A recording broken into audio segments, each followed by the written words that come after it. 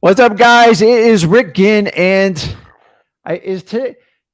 No, tomorrow's the last day of the year, guys. It's Rick Ginn here, and we are on Flip with Rick, and we are talking all about what you need to do to use the 2023 recession to get rich in wholesaling. So, my name is Rick Ginn. I've been doing wholesaling for 20 plus years, and I know a thing or two about down markets because I've lived through them. And today, what I'm going to do is really teach you kind of the five things that I've learned from the 2007 to 2010 market. And keep in mind, I was a brand new wholesaler, and I'm going to show you how a lot of the things that came true back then are going to definitely come true again in 2023. And more importantly, I want you to learn from my mistakes. I learned a lot from it, and it's made me who the wholesaler I am today. And then more importantly, I'm going to teach you the shifts. So you can actually take advantage of 2023, where most wholesalers are going to run around with their heads cut off, trying to figure out how to wholesale like they did yesterday. And that was an anomaly. It's not going to happen like that very, very rarely. So we're actually going to have a new norm in wholesaling, which I'm used to, and I am very thankful it's back. You actually have to use common sense, you have to use discipline, and you can't speculate. So we're going to get into it. So I'm here for 2 hours. So there's a couple ways you guys can use this live stream to your advantage. Number one, on the right-hand side, you have your comment section. Let me know what market you're at. If you have a question, let me know your questions. And if you put it in the questions, I most likely will answer it. I can't answer all of them, but I try to answer the ones that haven't been asked before in today's live. And if you guys want to do the one-on-one mastermind 100% for free, I don't care if you've never done a deal before, if you've done 500 deals and you want to talk, if you have something you want to work on, I love working on deals. But if you have a problem, if you have a mindset problem, if you want to talk to someone who's been in this business 20 years, I'm happy to give you feedback. And here's the really cool part. I'm going to give you the truth because you guys aren't paying me. And I want to teach you from my wisdom and everything I've learned in this business. So a lot of people are like, what the heck's going on? Why is this guy talking about wholesaling? Guys, my name is Rick, and I've been doing this for 20 years. I actually love wholesaling. And you'll find most people come in and out of wholesaling because they try to make some quick money. I'm here to tell you, if you play the long game, you can make a ton of money in this business. So my goal here is, me and my son created a course. It's called freewholesaling.com. And we are the only people on the internet, on this planet, that teach wholesaling real estate 100% for free. Why? Because it's super simple. Most gurus complicate it because they want to get in your back pockets. And number two, this is what I do. And I can have a huge legacy by teaching hundreds of thousands of people across the country, across the world. And if I had to sit there and teach you guys, every one of you one by hand, it's physically impossible to do. You're going to find most coaching programs, you don't know how many students there are. You don't know how long they teach you for. You don't know till after you pay. So we do it in reverse order. We give you access to freewholesaling.com. You just give us your email and exchange. I give you complete transparency. Every guru in the nation has my course. Why? Because I have nothing to hide. I don't hide stuff. I don't understand why everything's so difficult in wholesaling. It drives me nuts. And I've had a lot of the same frustrations with you guys out there. You give me 10 gurus and probably one, maybe two know what they're doing. And the reality is most people are on the take. It's easier to flip students than it is to flip properties. And our goal at Free Wholesaling is to root it out so you guys can get real-time information. Most people that wind up taking my course don't take my word for it. Go over to Wholesaling Houses for Real, and they'll tell you, I got people making hundreds of thousands of dollars on free information. So many gurus that tell you if you don't have skin in the game, you won't do it. The reality is you're going to have to do the work, regardless if you hire someone to do it for free. So you might as well invest in yourself. Me and Zach make it super simple. So please use the comment section on here. I want to have fun today. Today's a fun day. I don't have to be here. I want to be here. And that's the difference. So I am solo today. So I run the technology and everything. I don't have this big staff behind me because I'm an authentic wholesaler. So I did my wholesaling this morning. I got people out talking to sellers, and I love this business. So Use the comment section. Guys, get in line on the mastermind. I take them in order, so we're kind of fair about it. And if you get in there, if you get in early, I pretty much try to get to everybody. And keep on, guys, I go live on Monday evenings as well, too, to give you guys more access. So without further ado, you guys know I have ADHD. I get excited. I like to have fun in this business. I find most people who teach this business just boring. Like, I was put to sleep learning wholesaling, and that's not how you learn. You got to be stimulated. You got to have fun. You got to crack jokes. And if you're not having a good time wholesaling, I don't want you to do it, because we have to help out a lot of people, and people like to do business with people that are fun. So without further ado, you guys know where I'm going with this. You got to have fun. Let's start out. Let me show you how to have fun in wholesaling. Check this out.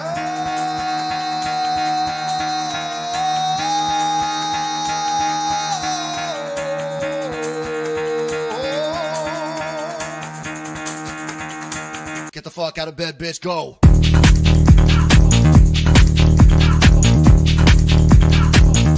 Get up, and get the guy go.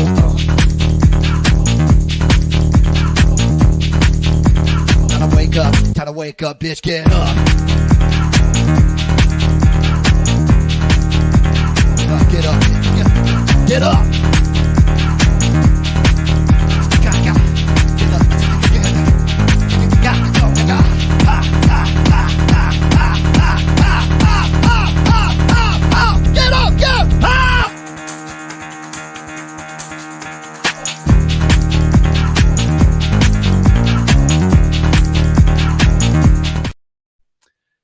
That's it, guys. So that video kind of describes what we do. We actually have permission to use that video. So I get a lot of people ask questions about it, but there's a lot going on in that video. You can watch it 100 times. You'll find something new in it every time. And that's how I feel like wholesaling, and I look at it. Every time I do it, I'm in the business 20 plus years, and I learn something new every day I do this business. And the really cool part is, because we're building such a huge community here, is you guys teach me a lot. Actually, I've learned a lot about myself. I learned a lot about you guys, and I learn new stuff about wholesaling every day. The minute you think you know it all, you are dead in this business. And honestly, that's how life goes. You have to learn to the last day you're on this earth, because we're here such a short time. You actually have to enjoy it. So Ryan says, hey, I like your background. I'm a big SpongeBob fan. I just thought it was a really great character, and he's just fun. So I thought about like doing Mr. Krabs, but we all know Mr. Krabs. He's just about greed and money. And I think SpongeBob is a better fit for us wholesalers, because number one, I want to help people out. And number two, I like to have fun while I work, because I don't really look at wholesaling as work. I just enjoy the chase of it. So me and Zach like to do different backgrounds. So I believe this is the introduction to SpongeBob. And I almost felt like singing the song, but maybe somebody on the live can help me sing it. I just love it, dude. I thought SpongeBob was probably one of the most creative cartoons created. And that's not even from when I was a kid. I was an adult, obviously. My son was raised on SpongeBob. And here's the secret. The really cool about SpongeBob is, why I love it with wholesaling, is because it was actually more catered to adults than it was children. And it targeted both audiences. So from a creative standpoint, it was incredibly smart. So I love SpongeBob. So many SpongeBob comments. I'm wide open today. So today we are all talking about how to get rich in the 2023 recessions. And I'm going to teach you the key principles I learned back from 2007 to 2010. They were painful. They hurt. I shed a lot of tears. But if you can take and learn from other people's mistakes, from history, you're doomed not to repeat it. And so many people ignore some of the basics that you can already learn from people ahead of you. The problem is, it's hard to know who to learn from anymore. So the idea of today's live is to walk you through them. They're not really like groundbreaking things, but I'm telling you, they are more true today than they were when I learned the mistakes. So let's get into it. I'm going to spend the first half of the live going through this. Once I go through teaching you the principles, I'm going to show you just the key shifts you have to make for 2023. And once you understand that, then we'll jump on the live. I'll answer as many questions in the comments. I'll do the lives. I don't know, dude. I got a lot of energy today because I'm not freezing today. It's in the 80s in Florida. It's low humidity. God, this is what I live for, man. We had that cold spell, man. I don't know how you people do it up north or in the Midwest, but that was some cold temperatures. And God forbid, if you're in Buffalo, I don't know how you deal with that much snow, man. People freezing in cars and stuff, that is absolutely nuts. So, without further ado, let's jump into it. I'm looking at comments here. Kai says, the ADHD thing, just so you know, I was told I had it late, like in middle school, high school, and thank God they didn't medicate me. And I was told I would fail wildly because I don't have the attention span. And what I do is, so if you guys learn, if you have the same thing, I want you to understand it's actually a superpower. It's not a kryptonite in you. And you just learn in different ways. So I believe every human learns in a different way. I believe our school system's completely archaic. It doesn't engage people. I don't even blame the teachers because their hands are locked. But you learn a lot more in life after you get out of school than when you're ever in school. And if I could go back in time, I probably would have paid attention a little bit more. But schools are here to create people to get jobs. And I have no problem getting a job. I had a job for 12 years. I just hated every minute of it. And if you're here, I know you think differently like me. So if you have ADHD, embrace it. It just means you think differently, you act differently, but your passion to solve problems is high, very unique and high, and it fits very well in wholesaling. So if you like, dude, what's this crazy guy talking about? I'm it. So I raised my kids this way. I don't know. I'm just different. I'm not like regular people. Like that's just it. And I'm okay with that. I don't want to run with the crowd. I want to help out as many people as humanly possible. So if you have it, embrace it. If your kids have it, help them out. They need it from their parents more than anything. So it's a superpower. You just need to know how to harness it with them. And the minute you try to suppress it, you're going to make it 10 times worse. That's what they try to do with me. So I love it. I have more energy than anybody else.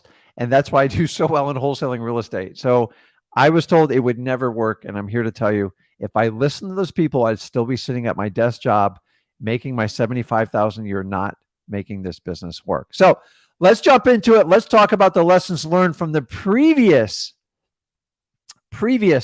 market in 2007. So I basically got my run in 2004 doing the business completely full-time. And I honestly, the first 2 years I did very well. I learned quickly, and my ADHD helped me hyper focus. I studied everything I could on wholesaling, which was very little information. And here's the things that you need to understand.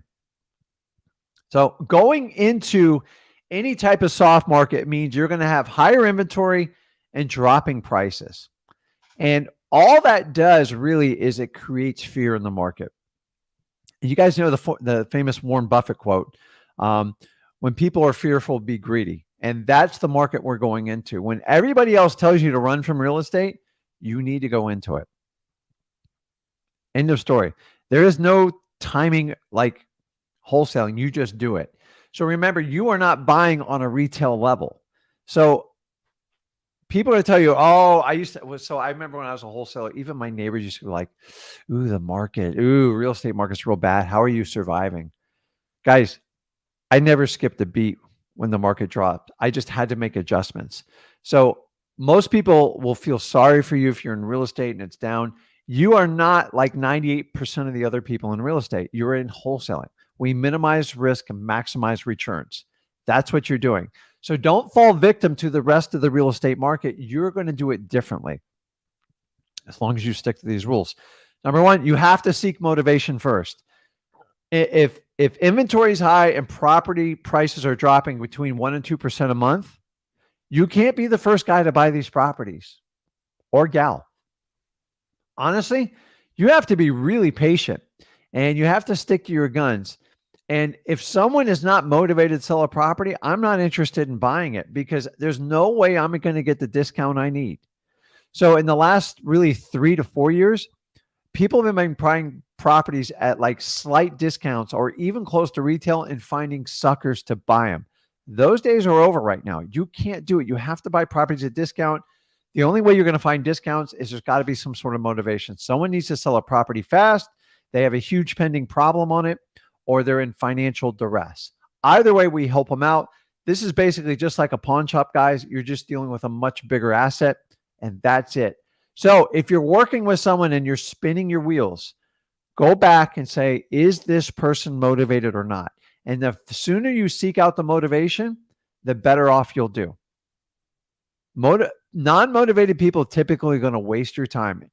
And by the way, non-motivated people will wait 3 to 4 years to sell their properties in these types of markets. Ask me how I know, because that's how it worked out in the last market. So if you stop spinning your wheels and look for motivation by using the MCTP method, if you don't know what I'm talking about, guys, go over to freewholesaling.com.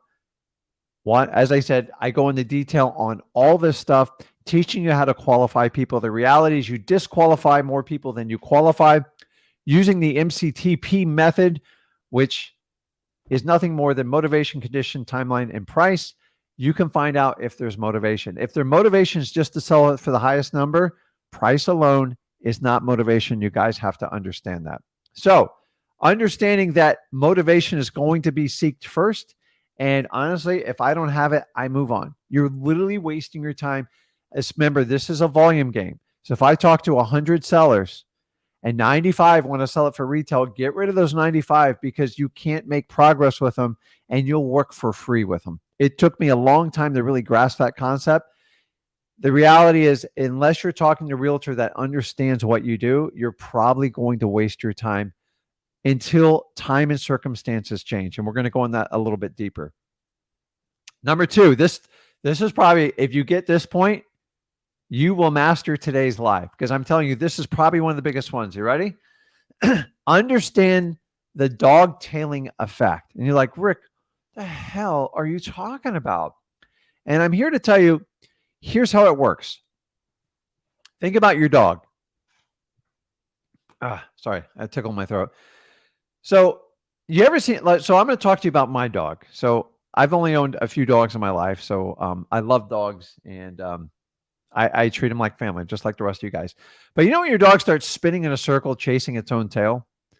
9 times out of 10, they can't catch it. Some dogs can. My dog can't. And I don't, I know he uses it as stimulation or whatever, but he keeps spinning and spinning, and he'll go for minutes. I've seen him going 5-7 minutes. And what happens after a while? When you can't catch the tail, you give up, you get tired, you get fatigued, you get exhausted. So I want you to take that visual I just put in your head and understanding this is what's going on with real estate pricing. A individual puts their house on the market, say it's worth $200,000. The realtor goes, well, we'll put it on for $219,900 and see if we can get someone to bite, knowing everyone's going to want to come in and get a discount. 30 days goes by, there's no offer. They're like, well, let's adjust it to $214,900. We should get some action there. Another 30 days goes by, and then the homeowner's starting like, dude, what's going on? And the realtor goes, well, the market's kind of changing. I told you your house was worth $200,000. So we're going to have to get aggressive. Let's drop it to $199,900, and now we can get it sold. Here's the problem, guys. They're chasing yesterday's pricing. So if pricing is dropping 1% to 2% a month, they're constantly chasing yesterday's pricing. And if they listed initially at $199,000, maybe they would have had a shot. But a realtor decided we're going to list it, whatever, 5-10% above what the retail is on it. And now the thing's probably worth about $180,000, $175,000. And then 3 months goes by. And then at some point, either the listing expires and the homeowner goes, you know what? I'm just exhausted. I need to sell this thing now. I can't afford it anymore. I told you why I had to sell it. And then at that point is the point where the dog tailing, they just stop chasing their tail and they go, let's sell it for what the market says it's worth. Now, those are regular retail. If you take people with distressed properties that need major fix up, people behind on their mortgage, it's even more important to get the pricing right. And if you understand dog tailing, don't get caught in it. You have to buy properties for what they're worth today. So many wholesalers are trying to go, oh my God, 3 months ago, that would be a smoking deal. It doesn't matter. It's gone. And you have to buy property for what it's worth today. Don't look at what it was worth yesterday, 3 months ago, and don't look 6 months down the road. It's not going to help you. Now, Cash buyers are thinking 6 and 12 months down the road. And they're getting a little extreme. I get it. But dog tailing is real. It always goes on in these markets. And I'm telling you right now, this is going to go on for the entirety of 2023. Now, I would like to have perfect timing on the market. It doesn't work that way. We are in wholesaling to make it work today. Understanding a lot of people are going to be dog tailing. Don't be the first person to bite. If the number doesn't work, it doesn't work. Stick to it. Stick in your follow-up. And I'm telling you, it will eventually work out one way or the other. You do not want to buy properties if you can't get a discount. It's just waste of time, and nobody wants to work for free. So once you get the visual of the dog chasing its tail, think about when that dog gets tired and gives up. So that's why expired listings and FSBOs sitting on the market 60, 90, 120 days are going to start to become valuable because they're going to get tired and the dog tailing is going to stop. Took me forever to figure this out. I tried to think of a million analogies. Think about that dog spinning, man, and don't get in that rat race. Wait till the dog's tired and he stops changing his tail. Then you look at the dog and go, I can help you out. What do you need to get for the property? And then the reality comes in. So how long is this going to go on? I'm not going to guarantee it, but a high probability through summer. Maybe we'll start seeing some leveling off, but I think 2023 is a wide open dog tailing year, and you have to buy quality deals. So you can't waste your time, because remember the last 3 years, you could put almost anything under contract and everybody looked like a hero.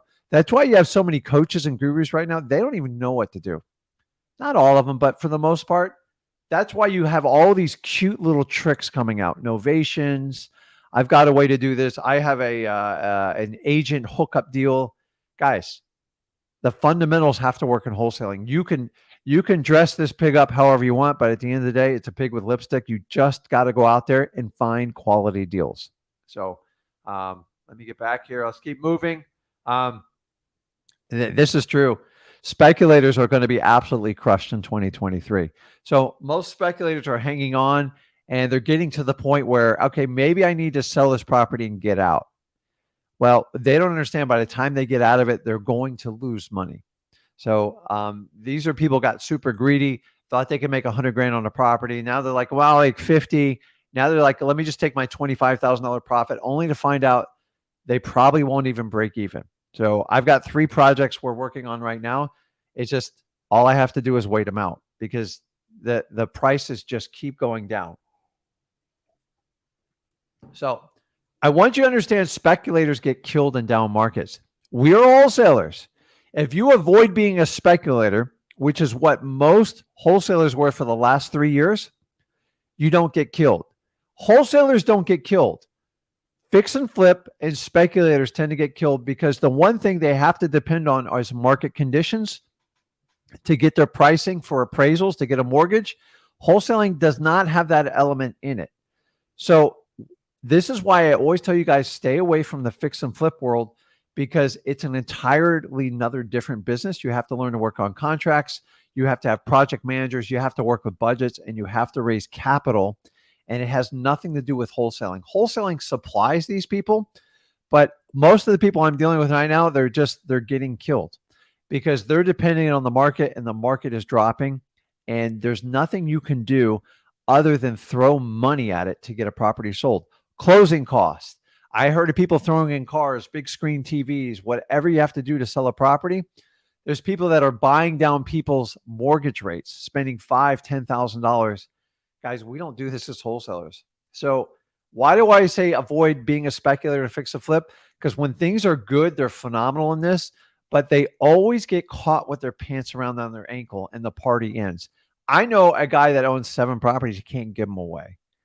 And then he's going to try to run them. They're going to wind up getting trashed, and the problem's only going to get worse for him. And I don't ever want you falling in those shoes. I've been in those shoes. It sucks. Speculation means you hope that the market constantly appreciates to make your profit. And when the market's going up, everybody looks like a genius. Everyone's looked like a genius for the last 7 years. Everybody. It's not the norm of real estate. And I'm telling you, we are going into a new norm. And the people that can learn the basics of wholesaling will do phenomenal. Which leads me to the next one. Don't ever think you can time the real estate market. It just doesn't work that way. Honestly, any good capital market, you cannot time. So in stocks, if prices are down, just buy more of it and wait for it to return. In real estate, there is no timing of the market. So many people like, I'm going to wait till prices are rock bottom, then I'm going to start. That's what speculators do. You don't do that as wholesalers. You've got to understand, just get started. We are buying discounted properties. The key word here is discount. You make your money on the discount. You don't make it on the market price. So if you know that, don't let anybody tell you can time the market. You cannot time the real estate market. Can people get lucky? Yeah. If I go in and I buy a home, maybe in 2024, and I'm just buying my own home and I get a good price, that's called lucky. It's not timing. You can't time the stock market. You can't time the real estate market. And honestly, it has no effect on wholesalers. We don't time markets. So a lot of people are like, well, I'm going to wait till summer till prices drop. Then you're not wholesaling. You're going to join the speculators market.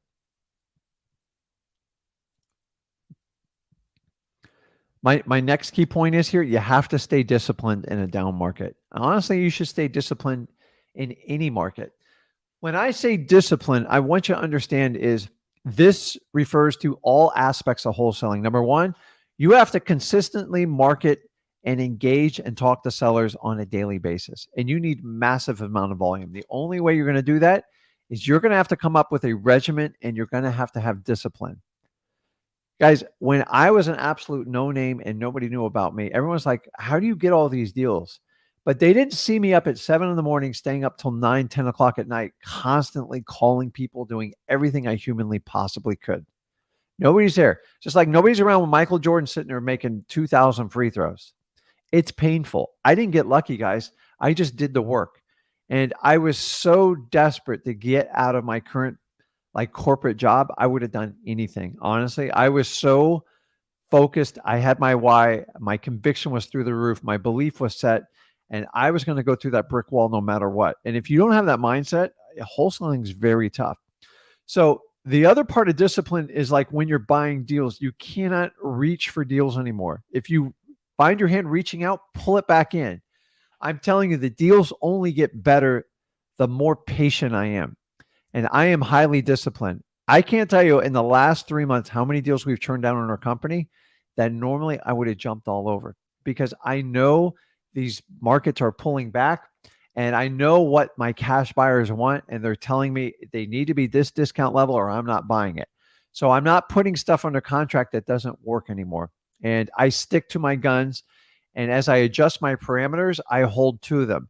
Because in the old market for the last 7 years, you could reach all day long and you get hurt. The problem is if you reach now, you could be scolded. You could get in big trouble. So if you say you're not going to put something under contract without a 30-day contingency inspection period, stick to it. Well, Rick, the guy says if I do 14, he'll sign the contract. Make sure you're getting a huge discount because it's taking a lot of time to find these cash buyers. So designate your rules and stick to them. You're going to have to make some adjustments, but if I'm doing something that's got like a 7, 10, or 14-day inspection, I'm buying it 50 cents on the dollar. Like it's got to be a smoking deal. If the deal's on the border, I'm minimum 30 and I'll push as much as 90 days because you're going to need time to market the property. You're going to need a lot of time to find out if it's going to work. And nobody likes that pressure of trying to find someone under a short time period. It's just challenging. So right now, it's taking us 12 to 15 days to really get cash buyers engaged on our properties. And that stuff that's priced correctly. If it's priced wrong, you can have 6 years. You're not going to sell it. So you have to stay disciplined. You have to buy deals that work. Stop. If you reach in 2023, it's going to be problematic.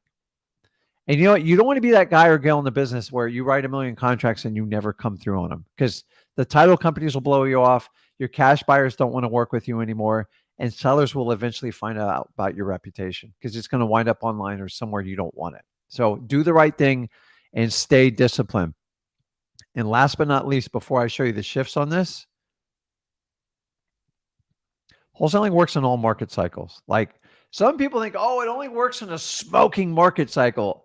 honestly, it works in all phases, guys, because I've 20 years, I've gone through every phase of real estate. And here's the one constant: wholesaling's worked in every market. Does it become a little bit more difficult in today's market? The only reasons it's you think it's more difficult is because you have to change how you operate. That's it. And all businesses have to go through this one way or the other. Wholesaling is no different. We are not immune to market shifts and changes. And I'm going to walk you through on the details, do it. But like, stop thinking wholesaling only works in this type of market. Actually, wholesaling is the one safe bet in real estate. It is the absolute best tool you can have in, in a down market or an up market. Why? Because you minimize your risk. That's it, guys. We are not looking to buy nice, perfect, pretty houses. Sometimes it happens. But the reality is we're looking to buy people's problems to help them solve it. And however we're going to do that, we're going to do it, and we're going to make a profit doing it. I'm not here to compete with realtors on regular houses. Let them do that on their own. So many people don't. I heard wholesaling only works in a really good market. Actually, it's difficult in a really good market because it's hard to get good deals. Well, I heard wholesaling sucks in a down market. No, there's deals everywhere. You just got to spend more time with cash buyers. It's just a constant change.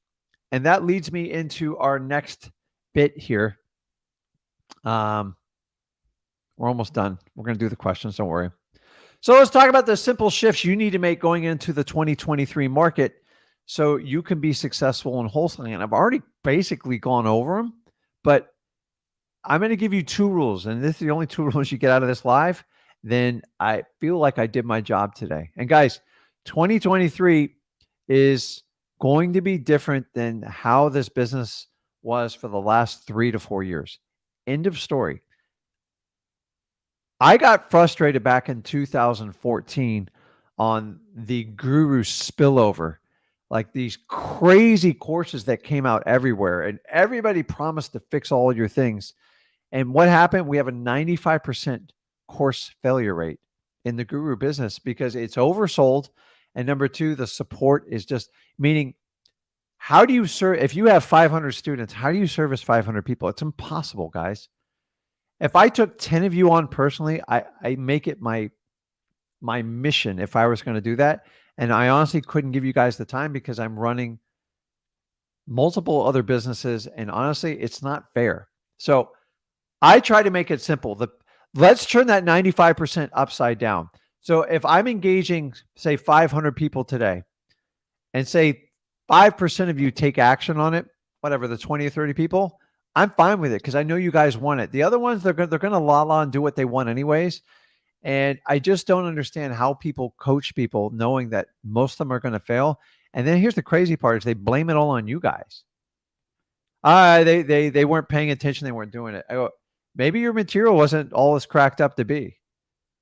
The reality of wholesaling is actually very simple.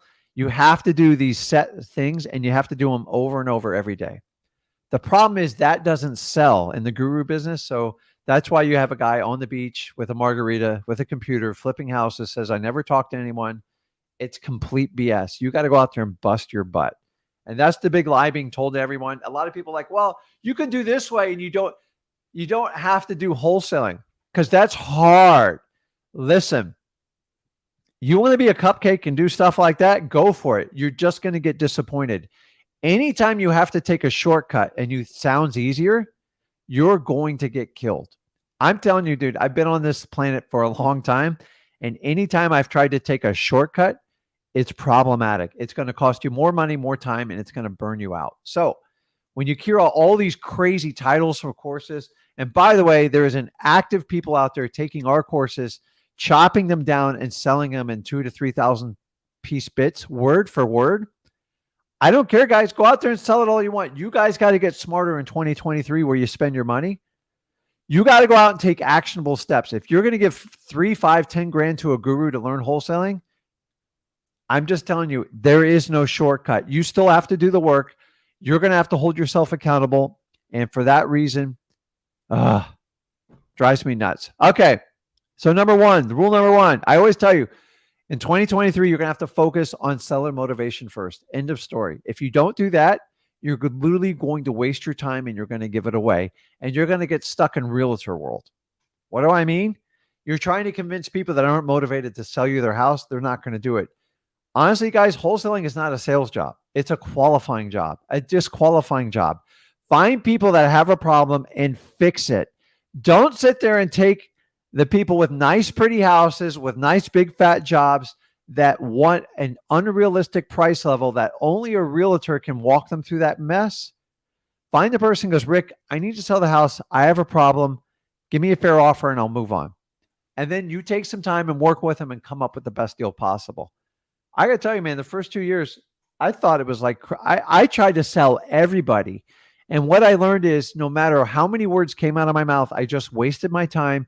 I wasted my resources and it would burn you out. I almost quit wholesaling after year 2 because I thought I could convince anyone to sell their house to me at a discount. And honestly, you could be Tony Robbins. You could be the hottest runway model. You cannot make people sell a house on a discount. It doesn't matter what you say. So stop trying to think this is a super sales center or wholesaling. And honestly, just look for motivation, look for clues, and then help them out the best you can. That's rule number 1. If I only had to give you 2 rules for 2023, here's the second one. Cash buyer intel. The reality is the cash buyer is your ultimate customer, not your sellers. Don't get me wrong. You need your motivated sellers to put your product together. But think about any business that sells anything. They focus on what their customer wants. For the last 4 years, you've been told to ignore your customers. They're stupid. They treat you like crap. Don't listen to them. You only need one. Smoke through every one of them. I've been rolling in my skin for the last 4 or 5 years with these stuff. This stuff is really bad. So when people tell you to do that, that's someone who's just trying to make a quick buck. They're never going to last in wholesaling because you can't treat people like that. Now, don't get me wrong. I don't want you to be pushed around by a cash buyer. But when you say take it or leave it, screw you, this is the price, end of story, and you stick with that mindset and you keep burning people, when you need them, they don't come back. So it's kind of like when you cry wolf and you scream it, no one's going to believe you anymore. So why would a cash buyer, if you screwed them over the last 4 years, want to do business with you? They don't. And honestly, most of you people that operated that way, you are not in business anymore. That's why I've been doing this 20 years, guys. I have a set of cash buyers that will buy from me the rest of my life. I know exactly what they want. I know how to treat them. I know when to give them the good deals. I know when to push a deal wholesale. And I've always done a balancing act. I've never gone, this is the one way, and this is the only way I'm doing it. And the highest bidder gets it. That's called MLS. That is called the market. Don't get me wrong. I want top dollar, but you can't do it at the expense of your ultimate cash buyer customers, because cash buyers right now are just like licking their chops. And they're taking notes on the people that did not give them the time of day over the last 4 years. And you guys have cut out a certain pool of buyers that is not feasible. So cash buyer intel just means spend more time with your cash buyers. So we've been spending 99%, probably 98% of our time with our sellers. Now you're going to have to take 25 to 35% of your time and spend it with the cash buyers. Nobody wants to do it. Number one, nobody teaches you how to do it. And number two, you don't even know what to say to them because you've been trying to sell deals via text, via email. Guys, those days are over. And the days where you have 500 cash buyers, you've got to be kidding me. I guarantee you don't have 500 cash buyers ready to pull the trigger in your town right now. They just don't exist. So go over to freewholesaling.com. We teach you step-by-step how to vet all your cash buyers. And you know what? You got to do a phone call. Sorry. If not, you're going to have 480 other wholesalers piggybacking and reverse engineering your market. And for that reason alone, you should vet your cash buyers. Guys, I spend a lot of time with my cash buyers right now. I actually have a party tomorrow that we've invited a lot of our cash buyers just as a reward and a thank you. And guys, you have the holidays. You got New Year's going on right now. Reach out to your cash buyers. Just send them a note. Say, thank you. I really appreciate you. 2023 is going to be a bang up year. I want to help you out. Tell me exactly what you're looking for. And why I like getting the cash buyer intel is because once I truly know what they want, get rid of all the crap, find out what they're qualified to buy, find out how much cash they have willing to spend, find out what types of deals they want. They want rundown properties, fix and flippers, or just rental for landlords. then I can aggressively go chase properties with confidence. But really, the last 4 years, you guys assume everybody's standing in line waiting for it. That doesn't work anymore. If you're out buying properties based on that, you are going to get killed. So spend time with your cash buyers. If you haven't done it, start today. Send them a thank you note. Go, listen, I appreciate everything you've done for me. And I appreciate you working with me 2022 and the changes.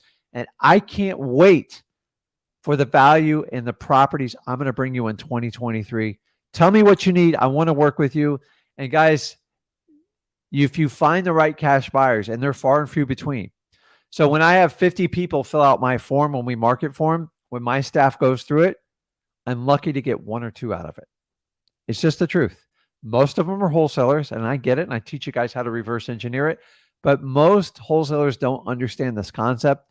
And those who will spend time by collecting this cash buyer intel, it's going to be extremely valuable. And just get a basic database. You can use Podio. There's a lot of really cheap, inexpensive CRMs out there. I like Podio because you can start for free, and it's like $12 a month to do the advanced one, and put as much notes in their birthdays, their kids' birthdays. So it goes a long way, man, like a long way. So I just ran into a cash buyer today, and he goes, Rick, you don't remember this. You sold me a property 7 years ago. I sold him a package of 3 on the same street. And he goes, I never forgot how you guys treated me. And we had problems, and I had to get involved. And I remember I go, listen, we want to make it work. And it was challenging, and we had to give like a 3-day extension, but it worked. And now he's buying a property that we think is a nightmare, and we were ready to give up on it. And he goes, because how you treated me 7 years ago today is why I'm doing business with you, even though I'm being offered more discounted properties, because I know your properties are for real. So guys, always do this. When everybody else the last 4 years told you, like, you don't need cash buyers, I never stopped with my core group of cash buyers. And so learn from this, because they will get you through some tough times. But without their information, I would be lost on where to buy. So when they adjust their pricing, I adjust my pricing. I don't adjust it for my sellers. I adjust it for my cash buyers. And guys, that is it. That is everything I've shared on it. Honestly, it's not rocket science. It's actually very simple. And if you guys will learn to use these types of techniques, and you've got to be able to learn. The minute you say, I know everything, and there's nothing Rick can tell me that's going to change this market, if you've been in business 20 years, then God bless you. You've survived it. But I'm here to tell you is 2023 is going to be a very interesting year. So while everybody's running and hiding, you need to go in full-on blitz mode. And the easiest way, if you're just starting out, if you're like, Rick, I haven't done a deal, I'm excited, I'm going to go to free wholesaling, is don't skip free wholesaling, go all the way through it. So I have ADHD. So if I found free wholesaling back in the day, I probably would have gone through it 10 times, forward, backwards, reverse. I don't know about you guys, but like a little tip when you guys are learning new things is I love YouTube. And you can do it to me. I might sound like a cartoon, but I listen to everything in double speed. Why? Because I can double the time I can learn something. And sometimes it takes me a few times to grasp something. It's okay. If you're like me, some people get it the first shot. Like my son gets everything the first shot. I sometimes need 2 or 3 times. It's okay. I learn differently. We all learn differently. That's why I like free wholesaling, because I'm not sitting here on a live lecturing how to do things. I'm like, go over there and then make mistakes, and then let's go on the live and let's talk about it. Let's fix it. And that's why I love doing lives. I don't know why more people don't do lives, because to me, it's the most effective way to reach out to many as people as possible. A lot of people go, hey, Rick and Zach, why don't you do live events? I go, if you guys want a pep rally, I'll do a pep rally, but I got nothing to sell you. So I rather just give you real-time information. If I have to do a live event, I have to wait 6 months to a year. I have to build it up. I have to go out, and I got to get speakers, and they're all going to like bang you over the head, and they're all going to brag about how much money they make and how many Lamborghinis they drive. And honestly, guys, if you think that helps you out, you're absolutely kidding yourself. Pep rallies are the #1 killer in all of real estate. Listen, if it gets you up and gets fired up to take action, that's great. But the problem is most of these events are used to pump you up. And when you get excited, they know exactly when they hit you, because you think they're going to solve your problem. And then once you're done, you're never going to hear from a lot of them again. And you're going to have a student that teaches you it. Guys, I've been through them all. And I'm not saying don't go, but go to them with, like, don't reach out in your pocketbooks, because when you buy in an excited peak state like that, you're typically being taken advantage of. I'm sorry. It's the truth. I've been there, guys. I've done it. And I don't want to give a pep rally. This is my pep rally right here. I connect with you guys 6 times a week. Why? Number one, a live stream will tell you who the person's real character is because I don't have a script. I don't have a cue card. I don't have a teleprompter. This is who I am. And if I don't match my words by the actions I take, stop viewing me. So, number one, I'm a family man. Number two, I love wholesaling. I've never found a greater vehicle to achieve financial freedom and have freedom of my time than ever. And here's the really cool part. You can go whichever way you want with this business. If you want a big staff and you love the stress of like managing tons of people, knock yourself out. But maybe you're like me and you just really want control and freedom of your time and you want to earn a bunch of money so you can solve your problems in your family. And by the way, guys, here's the one thing I've learned in 53 years of life. We all have issues. The people act like their lives are perfect and they got nothing going on in their lives. They're completely full of it. I've got issues. I don't like come out here and air everything out, but like I'm constantly working on myself and everything in my family. And wholesaling gives me freedom. When I had a death in the family and it broke my heart, I was able to take the time to help out my family and heal. Now, money doesn't fix the problem, but it did give me the opportunity to spend time with loved ones to go through the grieving process. People get a regular job. What do they give you? A week off? You got to be kidding me. Like, it's no time to get over a loved one in a week. I'm sorry. We need time. So the more chaotic life comes, the more robotic corporate culture is coming is you got to find ways so you can ensure the success of your family. And I'm completely biased with wholesaling. And guys, I've watched every real estate technique ever done. Wholesaling is the fundamental thing that will get you through anything in real estate. And those that learn wholesaling real estate, fundamentally, they figure it, they do the workout, they can do anything they want in real estate. When someone only does one thing in real estate, maybe you list properties, maybe you're a realtor, maybe you just want to do creative financing because someone told you it's easier than wholesaling. The problem is wholesaling generates cash. It is a job. I don't even hide it from any of you, but it gives you opportunities to buy properties at the deepest discount. Want to keep them as a landlord? Perfect vet. You want to find creative deals? Your wholesaling is going to create the leads. And wholesaling creates cash today. The problem with a lot of the creative financing is like sometimes you don't know when you're going to make a profit. I have multiple creative financing deals I bought back in 2006. And until I sell it, I actually don't make a profit. Now, they paid me off, but man, it was stressful the first 3 or 4 years I owned it. And you have to learn how to talk to people.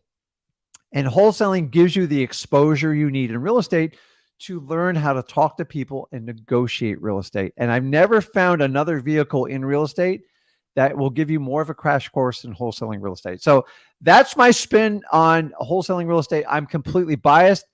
I find most people that learn wholesaling go on to do all other parts of real estate successfully. And the ones that skip wholesaling always go back to the wholesalers to figure out how to buy properties at the deepest discount. And they usually pay the biggest premiums on it. So full disclosure, I buy from wholesalers because I see tremendous value when people bring me a deal because time is money and you guys can learn from there. So let me look through the questions here and let's see. Let me jump back up to the top and I see everybody in line there. You're right. I am wearing a jacket today, man. It's like a beautiful 80s, man.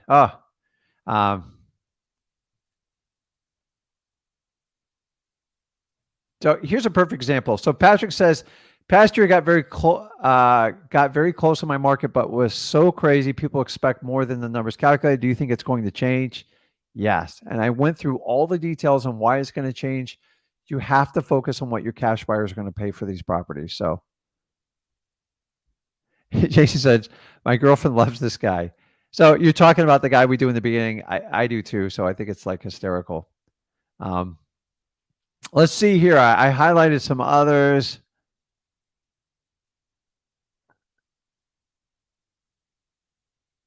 So Kaisty's got it good. And by the way, these questions, if you have it, probably hundreds of other people in the live have it as well. And why I like doing these lives is you don't think like you're on an island. So we all have this complex as wholesalers specifically is we feel like This is only happening to me. Dude, it happens to me. It happens to everybody else that's on here. So it says, Casey says, my main struggle is to quickly analyze a lead when they call me or text me back. I can talk to them, ask a million questions if needed, also hold a convo, but can't make the offer. Like I'm stuck. So it is a mental block. And I believe earlier this week, I went through a young man and walked through this. He's like, I get to this point and I can't make the offer. So it means because you're brutally uncomfortable and it scares the crap out of you. And that's okay. You have to recognize it. So think about it. If you don't make an offer or get into this uncomfortable zone, you're going to have to wait till your current situation is so painful that you don't have a choice other than to make that offer. And I'm here to tell you is if you're uncomfortable, that's normal. We as humans are built to be comfortable. Everyone wants to go to the known. And the minute you get outside the known, you freak out. And the body runs the mind doesn't run the body. And until you reverse that relationship, you're always going to struggle with this. So my advice is go back over to freewholesaling.com and understand that we use the mechanics to buy properties. Number one, seek motivation. Number two, buy deals for what they're worth today. Meaning if you're not getting a discount, it's not going to work. You're going to have to continue the conversation or move on to another motivated seller. You see, the days of trying to make deals work are gone. You have to buy properties for what they're worth today. So if you know you're getting a discount on the property and you know you've done your cash buyer intel, then you're doing a disservice by not making an offer to that seller. And here's the thing is, here's the problem with most of you guys. You try to make the perfect offer the first time and you spend hours, if not days or weeks. And you guys know you do this because I used to do it. And I'm here to tell you, don't spend all your energy being a realtor, trying to do the perfect comp. You write these complex contracts, you make it super complicated, and you're trying to get a yes on the first shot. So just go in there, find out if there's motivation, build some rapport, and just go in with a low offer and make it playful. Why? Because you have no idea what that seller is thinking to sell their property. You think you do, but you don't. I've been shocked so many times. I've left so much money on the table. I've learned the hard way. So if you know you're going to get rejected on your first offer, it kind of makes it easier because so many of you treat it like it's your first like prom high school date. Like I have to ask the guy or the girl, and if they say no, I'll be devastated. So expect a no. Have fun, play with it. You have no idea what's the least amount that seller will take. So if the property's worth 200 grand, make an offer 110, 120. You know you want to offer 150, 160. So here's a little trick I did, and I swear I did this because I always wanted to get a yes at first. Whatever the offer I'd make, I'd knock off 30 grand instantly. Now, these were lower numbers. Like I was dealing with properties that were, rarely exceeded 100 grand when I first started. So today I might knock off 40 or 50. But if you find yourself always offering too much, take whatever number you're going to offer, knock off 30 grand. It'll fix your problem. I'm telling you. Oh, Rick, they're going to say no. No. You're looking for a counter offer. If you start with the mentality of you're going to get a no first, this business is actually a lot easier. Okay. Realtors write offers to try to get a yes. Wholesalers, that's not how we work. We're looking for someone who really needs to sell. The difference between needs to sell and wants to sell is substantial. If they need to sell, they come to us, wholesalers. If they want to sell, they go to realtors. If you understand and differentiate those two, this business is actually easy. You just need volume. Coffee's brutal today. Ugh. Had a different coffee maker. Okay, I'm coming over to lives. Omar says, you've dealt with a market like this in the past? Yeah, I dealt with the worst market we could have gone through in the last 100 years. In 2007 to 9 in Port St. Lucie, home values dropped almost 70%. Guys, I owned 26 homes at that time in Port St. Lucie. You want to talk about a guy who freaked out? I did everything wrong. I panicked. I sold. I did this. I became a motivated seller. I became a really tired, burnt out landlord. And I decided I was going to go back to wholesaling and stick to it because it's what I did best. Everybody acts like renting properties is so easy and they just go up in value and like the tenants pay. It's not that simple. I have properties right now. Actually, I met with Zach this morning, and we got evictions going on. We got properties that need issues. I got properties that need roofs. It never stops. There's no such thing as passive income in real estate. And I love when people go, well, if you invest in my project, no, it's not. Nothing's passive. I have to pay attention to make sure you finish your project. Like I'm invested in a lot of real estate projects I have no control over. I thought they were passive. They're not. I make a lot of phone calls. I send a lot of emails. You always have to pay attention in real estate. So have I been through this market? Yes. So if you follow the 5 tips I gave you in the beginning of this live, they will help you out tremendously, because I broke most of those 5 rules and it caused me a lot of hardship and pain for 2 to 3 years. So life is the ultimate learning tool. And honestly, the more mistakes you can make, the better off you'll do in life. The key is not to make the same mistakes over and over. If you make the same mistakes over and over, which is what most people do, then that's on you, because you're creating the pattern and you're fostering it. So yeah, I've been through it, man. So Robbie says, do you think novations may not be as beneficial as they previously were? Novations have nothing to do with wholesaling. Sorry. Novations is just a trick. So a novation in its true form is when you replace one contract with another. It should happen naturally. By doing novations, you're putting a property under contract, full well knowing you're never, ever going to fill that initial contract. In the eyes of the court, and I've been in court, guys, if you never truly intended on closing on that property, that first contract, it's fraud. You're lying. You're manipulating people. Now, some established investors, they can get away with it because they have the ability to close it. So if I'm starting out brand new and somebody sold me a novation course, you have no ability to ever close on that contract, nor did you plan on it. And you know it going into it.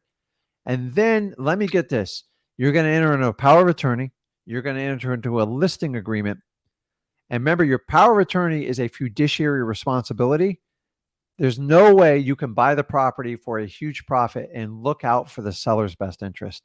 It is a 100% conflict. And third part is, now you're being told to record an affidavit saying you have an equitable interest in the property. You really don't. And guess what?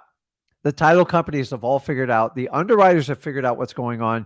My title company's been inundated in Port St. Lucie with these. And now I'm buying these properties because novations have over a 50% fail ratio. Because trying to partner up with an unrealistic homeowner, God bless you, man. And so people are trying to record liens and doing it. Guys, a power of attorney, the word attorney is in there for a reason. You should be using an attorney to record it. And by the way, when you record an affidavit, you put yourself at massive risk, because all you are is clouding the title. And don't kid yourself, you are clouding the title, and it will have financial consequences if you do not fulfill that obligation. So nobody ever talks about what happens when a novation fails. You have to unwind a power of attorney. You have to unwind an affidavit. You have to cancel a contract. You have to cancel a listing, and you have to formally work an agreement out with the seller and the title company. Most newbies are not equipped for that. That's why I don't like novations. So I've done novations naturally, meaning I put a property under contract. It just didn't work out. The seller forgot to disclose something. I said, that price, I can't make it work out. Hey, listen, we have a real estate company. I do have buyers that are interested. If you want, we can let them take it over. But I let the realtors make their commission. I don't try to jack them for 50 grand. It's like, novations is just a really clever trick, and it is clever. But the minute you record the affidavit, you are now going to be red flagged. So how do I know this?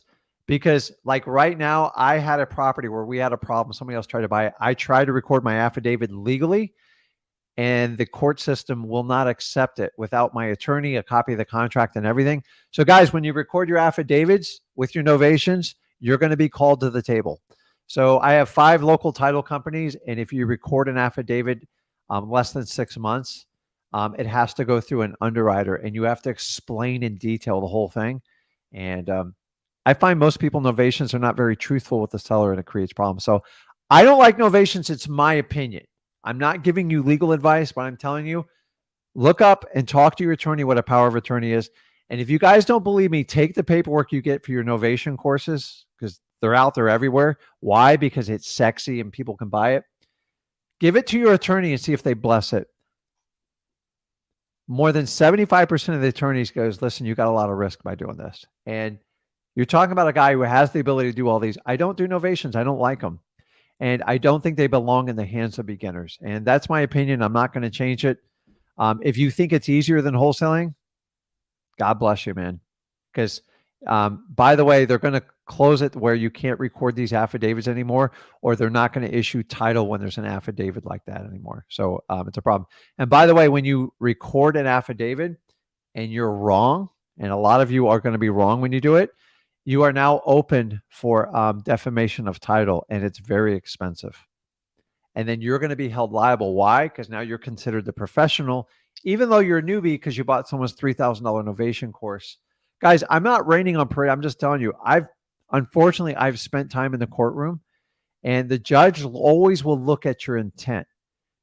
And guess whose word they're going to validate more than yours? It's the homeowner. And if you get the homeowner upset with you, it's a problem. I always tell people, at the end of the day, the best way to avoid being sued is make the seller happy. That's it. Get a testimonial, make them happy, and move on with your life. And the minute they're not happy, they can create problems in your life no matter what you do. So let's jump on to the lives, and let's help some people out here, man. Jason, you there? Hey, yeah, I'm here. I'm here, Rick. How are you doing? Good, man. How you doing? I'm very well, thank you. I love you guys a lot, man. I don't know. Zach is very young. I'm only 28, but dude, I don't know. You guys have raised him really well. He's really like emotionally like mature, man, and I really love it, bro. So I have a house here that I have under contract, and a lot of the things that you mentioned today really resonated with me, especially the fact that I may have done some speculation. I started this year, and I feel like I've sort of fell in that trap. And also, what really, I feel like you pointed out was that I'm looking at comps from about 3 months ago, and I'm still in that market trying to make the deal that. Yeah. And so you're dog tailing, aren't you? yeah, dog telling. I was like, oh my goodness, that's me. But I'm glad you're pointing it out. But here's my problem, right? So the house is worth about 650,000 to 675, and I have it locked up for 410. But that was coming from 445, and it was on market. So why? I'm trying to wholesale for 15,000, which brings it to 425. But I'm having a hard time getting buyers to accept that because it was just previously 495, on the market. So what's going on there? Is it really too high for buyers to take on? Without me going in and doing like a deep dive on it, which I don't want anybody stuck in realtor world. This comes back to, so here's the challenge we have. So you are dead right on what's going on. We're all trying to rely on yesterday's prices, and the prices are dropping today. So it's like you have to anticipate, like, because comps are always dated information. They typically take 30 to 90 days to record, depending on what part of the country you're in. I don't care what software you have, like there is a delay. So when the market's going up, it's a piece of cake, right? It's like, oh, okay, well, these are the prices yesterday, and they can only go up. So you felt firm on a bottom line number. We have the invert problem now. So the comps yesterday are going to be the highest they're ever going to be, and they're only going to get lower. So if a property is dropping 1 to 2% a month, then you have to use very conservative numbers. And yes, you are guessing to a point, but here's how you validate your numbers. You just talk to your cash buyers. Guys, I am wide open right now. When I have a deal that's on the fence, unless it's a highly motivated property, meaning it's vacant and it's really run down, I'll put it under contract for what they want, and then I'll reverse engineer the price and ask for price reductions. Now, if I have somebody who's living in a house, they've had it on the market 6 months, they've accepted a reduction, but I know it's about 25,000 off, I'm going to go talk to my cash buyers, the ones I have established relationship, and I'm going to take some risks here. I might even share the address with them. Go, listen, I got this property. We can work together. I'm not making a lot of money off of you, but I want to make it work for you. Now, I don't want to be a realtor, but like I'm going to say, listen, if I could get you that property at 3, 92 or 390. Is that something we can maybe work forward together? Because I already have and I'll tell them, sometimes I'll just tell them I have it under contract or I have a relationship with the seller. If you have a relationship, they're not as likely to go behind your back, and you can reverse engineer your deal out. I don't want to put it under contract for the wrong price and spin my wheels. I hate that crap, especially if I know the seller goes, listen, I'm not giving you more than a 14-day inspection period. And there's not too much wrong with the house, then I'm going to reverse engineer that deal. What do you have to lose? I don't want to write contracts and constantly get out of them. I hate that. And I don't know who taught that in this business, but this is where I spend a lot of time with my cash buyers, and I gather as much information as I can from them. And hey, you can't just use flat discounts all the time. But if I have somebody who wants to buy in that neighborhood at that price point, I say, hey, listen, what's the number, knowing it needs about $50,000 in rehab and the ARV is roughly that? What number would get you excited? And they'll tell you. Now, I'm going to tell you honestly, a lot of cash buyers, they're unrealistic right now, and it's painful.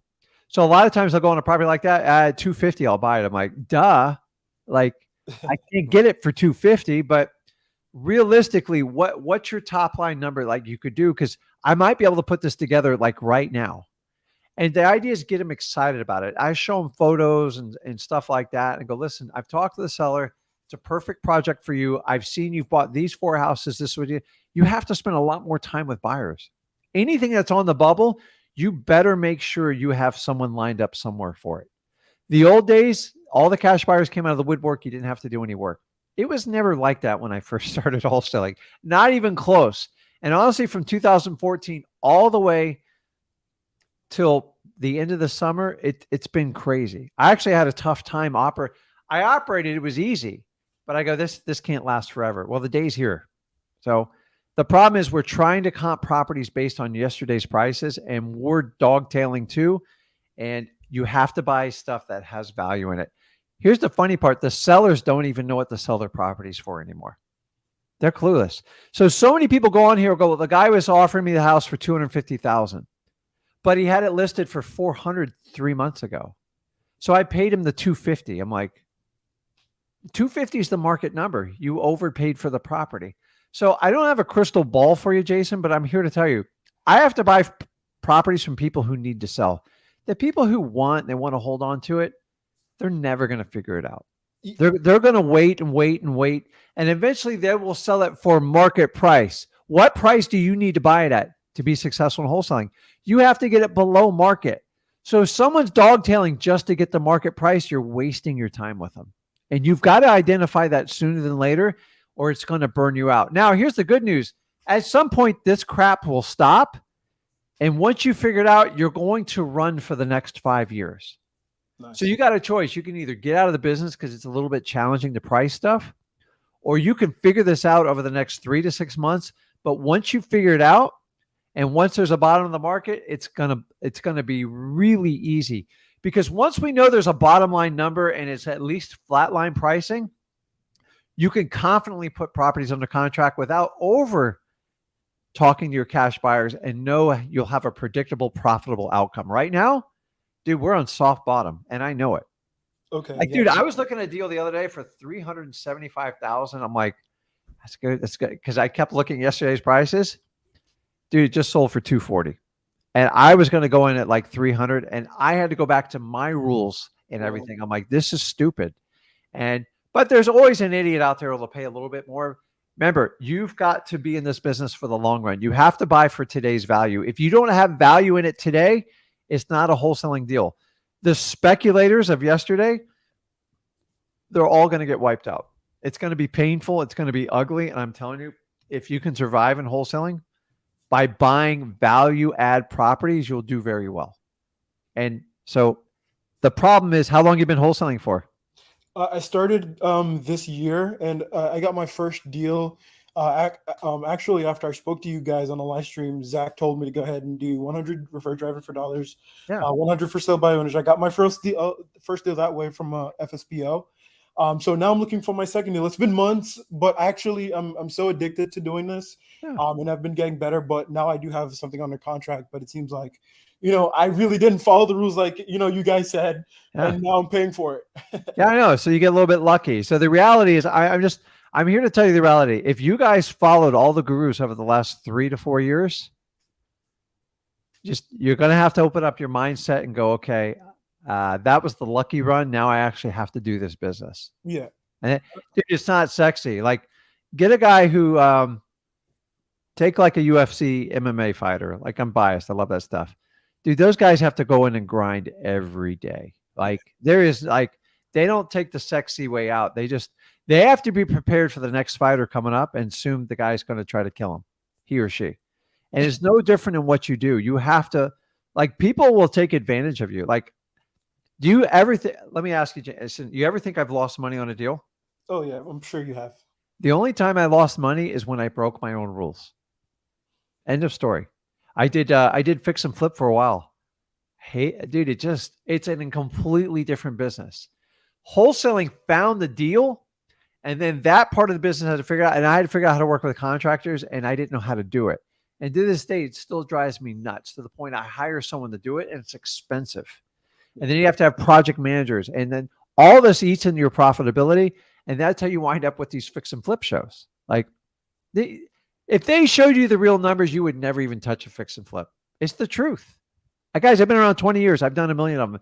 The safe play, not the safe play, the smart play has always been wholesaling, because you make the money on the deal. Let somebody else dream about the profits after it, because after the wholesaling deal, it's all unknown. You have no idea how much repairs it needs. It's like going in for surgery. When the surgeon goes, well, I'm going to go in and see if I can fix it. And they go, man, we found a whole nother set of problems, and it's going to be this much more. And it's like, and let me ask you, when a doctor cuts you open, once they're in, they got to finish it, right? There's no like, we'll come back and like a month later and figure it out. So once you open up a house, you have to figure it out. So if you stick to some basic rules, which I've taught you today, the sky's your limit. The problem is you start going down these nitty gritty speculation things, and you start hoping for the best. Wholesaling has nothing to do with hope. It has nothing to do with faith. You have to have rock solid numbers, and you have to make it work. There is a time and a chance to take a risk. And 2023 is not the year you take a risk in speculating on a property. So tell me about the first deal you get. You found it driving for dollars, right? No, that one was for sale by owner. For sale by owner. And why did they want to sell it? Well, she was an investor, and she was trying to rent it out, but it needed some work. And she wasn't really motivated, but I followed you guys' advice and just build some rapport. Yeah. And she eventually just lowered it. And just like you said, and it's exactly like you said, I got lucky because, I was going out there offering numbers that didn't make sense. So I did get lucky on that one. And I'm guessing that's why I've struggled over the next few months trying to get this one locked up. But it was for sale by owner in Texas. Yeah. Okay. So I'm just telling you, if you will, because if you constantly change your parameters for buying, the seller's going to yank you all over the board, and you're going to let your emotions get the best of you. And so me and Zach teach you the art of detachment. You ever heard of this? No. So, dude, this took me a while, and I'm telling you, this comes under discipline. When you make an offer for someone, I know every wholesaler on this live stream, like, you want the deal so bad. You can taste it on the tip of your tongue. And some of you show your poker face way too eager, like, oh God, please sign. And you have to do the opposite. So people say, you always got to be walking away. I don't believe in that. But you have to remove your emotional connection to buying a property. Number one, you're not living in it. It's not your personal property, and your wife's not painting it or whoever. So once you understand that, when you make that offer, you have to show detachment, meaning, hey, listen, if you take the offer, great. If not, I understand. Like, you just got to go, I'm going to move on with my day, just no matter if you take this offer or not. And if your sellers see that, they treat you differently. So it's just like when you open the door, you let your dog out, you got one or two choices. You can sit there and beg them to come back in. Or if you did like me, you go out and chase them in like a wet rain. And like, the more you chase them, the more they run. And then I have this thing with my dog, is like, when he hears that patio door click shut, he panics and he runs back in. You have to do the same thing. Like people are no different than dogs. Like we have tendencies. And if you chase people too hard, if you're too desperate for them to accept your offer, you have to master the art of detachment. Poker players are the master at it. They don't, all their bets, everything. It's just like, if it hits, great. Because if once you show emotion, it's problematic. Now, the reality is we're looking from emotional from sellers. But if you try to pair your emotion with it, other than empathy and like caring, meaning if you don't sign this, I'm going to like freak out, you scare the crap out of people. So I tell people make 20 offers and be detached. It doesn't mean you don't care. It just means I'm going to treat it more in a business-like fashion. Because the reality, if you're dependent on something to happen to make you happy, you're going to get killed. Do you know happy's always there for you? You can take it anytime you want. You can't have conditions to be happy.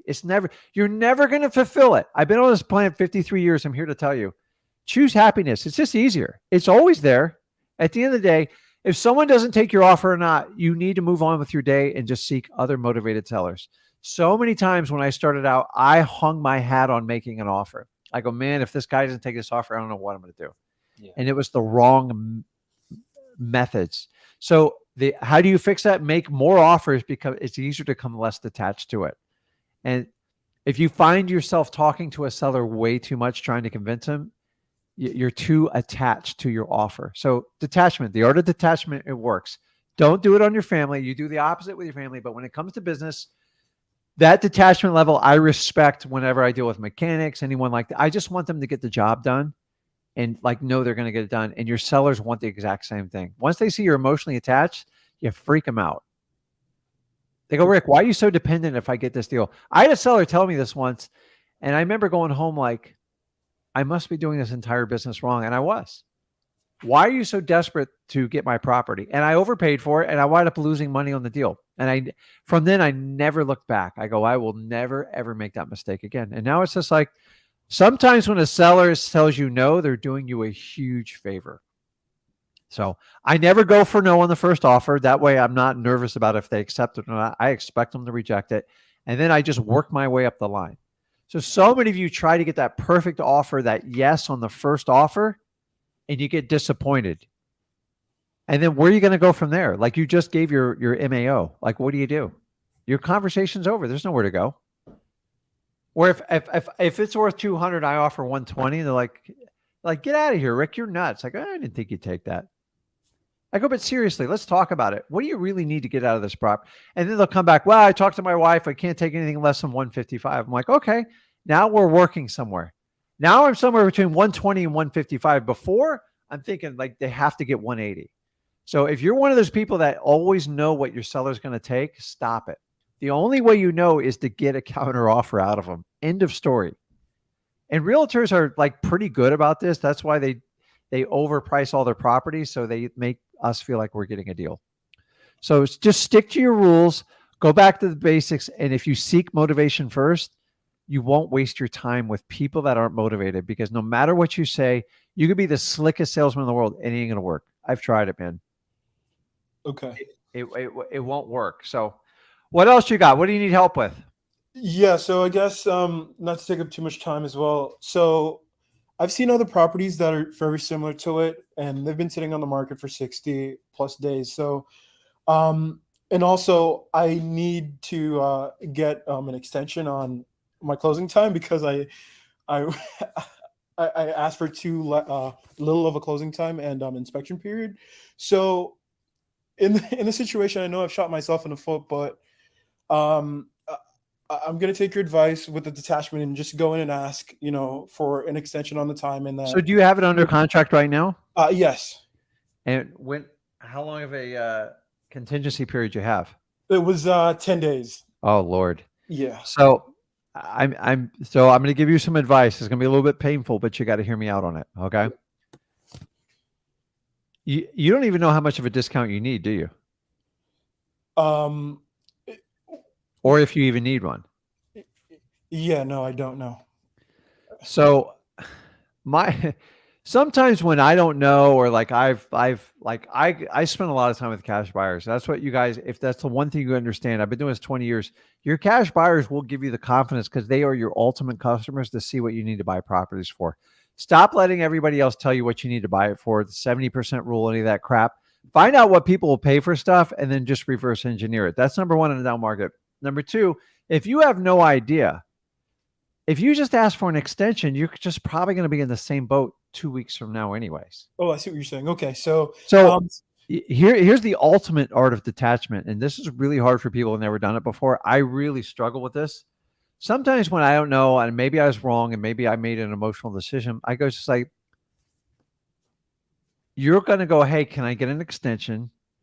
He or she's going to say why. And then you have to come up with some ridiculous, you really don't have a reason other than I don't have a cash buyer for it. So when you're way off base, a lot of times I'll just go in shotgun and I'm going to use the art of detachment and go, listen, I got to cancel the contract. And I'm not going to say one more. Where do I send the cancellation over? And shut up. Why? I'm doing the same psychological move I do when I'm trying to buy the property. I'm trying to get a counter or a reject. You can't cancel on me. Why? Because now I can reverse check your motivation. Now we don't want to cancel it, but like, dude, you're so far off. So sometimes you go again, well, I'm calling you back. I need an extension of time and I need a $50,000 reduction. I guarantee you are going to get a hard freaking no. So if you go in and kind of go, listen, I just need to cancel the offer. I appreciate your time. Shut up. Don't say another word and go. Most of the time they go, hey, what's going on? Jason, like, I don't understand. Like, I was really depending on you buying this property and like, what do we got? And then I'm looking for words like this. What do I got to do to make this thing work? Okay. Like, how many painful conversations do you want? If you need an extension and you're going to need a reduction, honestly, you're better off going on the shotgun approach and just doing the detachment and go, listen, I got to cancel this contract. Where do you want me to send the release? And don't say another word. Don't overtalk it. And see if they go, okay, send it over here. Maybe that's a sign you just move on with your life. Okay. You see what I'm saying? Yeah. Because if you do it the other way, you need an extension, you need a price reduction, and you might have to do this 4 or 5 more times. They're only going to do it once with you anyways. And you're only going to get one. You're either going to get an extension or a price reduction. You're probably not going to get both. So an easy technique around that is just kind of a reverse psychology. It's like, listen, I need to cancel it. And then if they start to give you lip about it, then that opens the door to renegotiate and open the door about the deal. Because what are they going to do? They're just going to have to put it back on the market, right? And they're going to struggle with it again. Yeah. So that's why I don't want you guys putting properties under contract for the wrong price, because in a dog-tailing market, a lot of times you can sit around. Now, it's painful waiting for someone to understand they're never going to catch their tail. But letting them know you'll be there when you get fatigued and tired goes a long way. Guys, I've waited people out years. I don't care. I'll come back for money anytime. And then I go find people who want to work with me today, tomorrow, the next month, and so on. And if you do this business long enough, someone always calls you back the next day. Go, hey, Rick, you remember we talked to you 6 months? I'm ready to go. I'm like, oh my God. And it's the best feeling in the world. Nice. Because they accept reality. They give up and they go, listen, I got to move on. The house is trashed. I moved out. I can't afford it anymore. You were right, but you were brutally honest with me, Rick, and I appreciate it. And I want to do business with you. As opposed to all the investors that put everything under contract and they keep canceling. I love to find sellers that have had their properties under contract like 3 and 4 times. When I find that one, I want you guys to go just like this. Are you tired of playing the game? Just because they assume all wholesalers are full of crap. And I'm going to go, listen, I didn't put it under contract for this reason, but I let them do the dirty work for me. And when it gets down to the right price, then you can strike. Because once they get down there, they'll just not give it away, but like, what price moves this thing? I want it gone tomorrow. So let other people do the dirty work for you. It happens all the time. This is like an interesting market. And the people that are patient, you can still find motivated people today and make money. But the ones that are on the edge, don't go in and enter in the wrong contract price unless you really have an airtight strategy. Because you're better off it's not going anywhere, guys. People aren't chasing these properties down anymore. And it's only going to get worse. I looked at the numbers the other day. They're staggering in my market. The amount of inventory going on the market. There's too many properties. There's not enough buyers. It's like the perfect storm. Wow. and it's going to work out. So you don't want to be the guy who bought here when you could have been doing here, but you don't have to time the market. And you guys don't, meaning that just don't buy from the people here. Wait till they're done dogtailing and they're fatigued, then attack. Not attack, but help them out. Okay. And then you'll find people that want to sell in between them, but don't sit there and engage the ones. You know, the rundown properties, you know it needs to get sold. Don't enter into a contract you know it's never going to work out. Now, if they'll give you a 3-month inspection period and like it's a little tighter than you want, you can make those work all day. But the people who need 7 and 14-day inspection periods, you just, when you can't fulfill it and you won't, you get kicked out of the line when they're ready to sell. Okay, my final question. I haven't made the EMD yet because I don't have it. Is there any recourse to that? Because it's been past the 3 days, according to our agreement. So which contract did you use? The TREC, the 1 and 4, the 1 to 4. So I'm not going to give you legal advice here because I don't have the contract memorized. So you have to follow what was your EMD supposed to be? I think it was $1,300. I mean, you could have problems, dude. I'm not going to lie to you. So like, you got to understand, suing someone is a huge, whenever someone tells me they're going to sue me in real estate, they're either uneducated or they've never engaged a lawsuit. Lawsuits, I've been in a lawsuit. I'm actually working on one now. It's going on 8 years. 8 years, guys. Do you know how much money's hundreds of thousands of dollars over a stupid dispute? And it's not if, it's just kind of when. I'm not doing this to scare you, but when you have properties that you don't think are like quite right, stick to the 2-page contract if you can. It just saves you, because the worst case scenario, your EMD and that's it. So you never want someone suing you on performance on a contract because it can get painful. And so like if I use my state approved FAR bar contract, which is approved by the National Association of Realtors and the lawyers, you have to go through all these you have to go to mediation. It takes like a year to get there. And it's like a lot of work. So be very careful. So I would look at the contracts you're writing. Like I like the simple 2-page contract, but if you're going to use like a state approved contract, make sure you have your contingencies built in. What happens for settlement? Like if you don't perform, you have to spell it out in there saying, in the worst case here, if I don't perform, the only thing you can hold me to is my EMD deposit. If you don't have that in writing, it's whatever the contract tells you is. And under most of these, you have to go to mediation. Now, it doesn't mean they're going to pursue you for it, but remember, if you burn a seller, they get upset with you. Like you've just got to learn. I've been there, dude. Like, trust me, I've made some mistakes when I was younger and doing this business. I just don't do it anymore. Remember, it's a legal binding contract. You guys got to understand what you're entering. If you don't pay attention to it, and if you think you're going to hide under a shell and like fix your problem, work with the seller, be cordial because you're at risk. Okay. So I would just say, listen, I can't fulfill this contract. It's just not going to work out for me. Most people want to release you out of the contract so they can sell it. So if they want to chase you down for EMD and all that other stuff, they have to consider doing a lis pendens on their property. And that means they have to obligate their property, but only scorned people sue you. You understand that? Think of anybody with lawsuits all over the world. When people get hurt, feelings hurt, and they get upset and they think you lied and deceived them, they will consider suing you. So you have to avoid like doing that to people. So I would bend over backwards now, and you might want to even, I would just talk to them and I would get out of the contract, dude, because I think you're in over your head. I'm just being honest with you. Okay.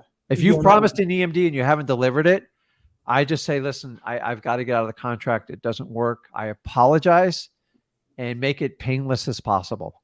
Because if you tick them off, they're the ones that can come after you. They have the power to do it. Anybody can sue you for anything in the United States. So if it's not working out, move on and then just learn your lessons. It will burn in your brain and you'll never do it again. And go, okay, Rick told me, stick to the 2-page contract, only work with motivated people, and make sure I'm getting at least 30-day plus inspection periods until the market is a little bit more favorable on the cash buyers.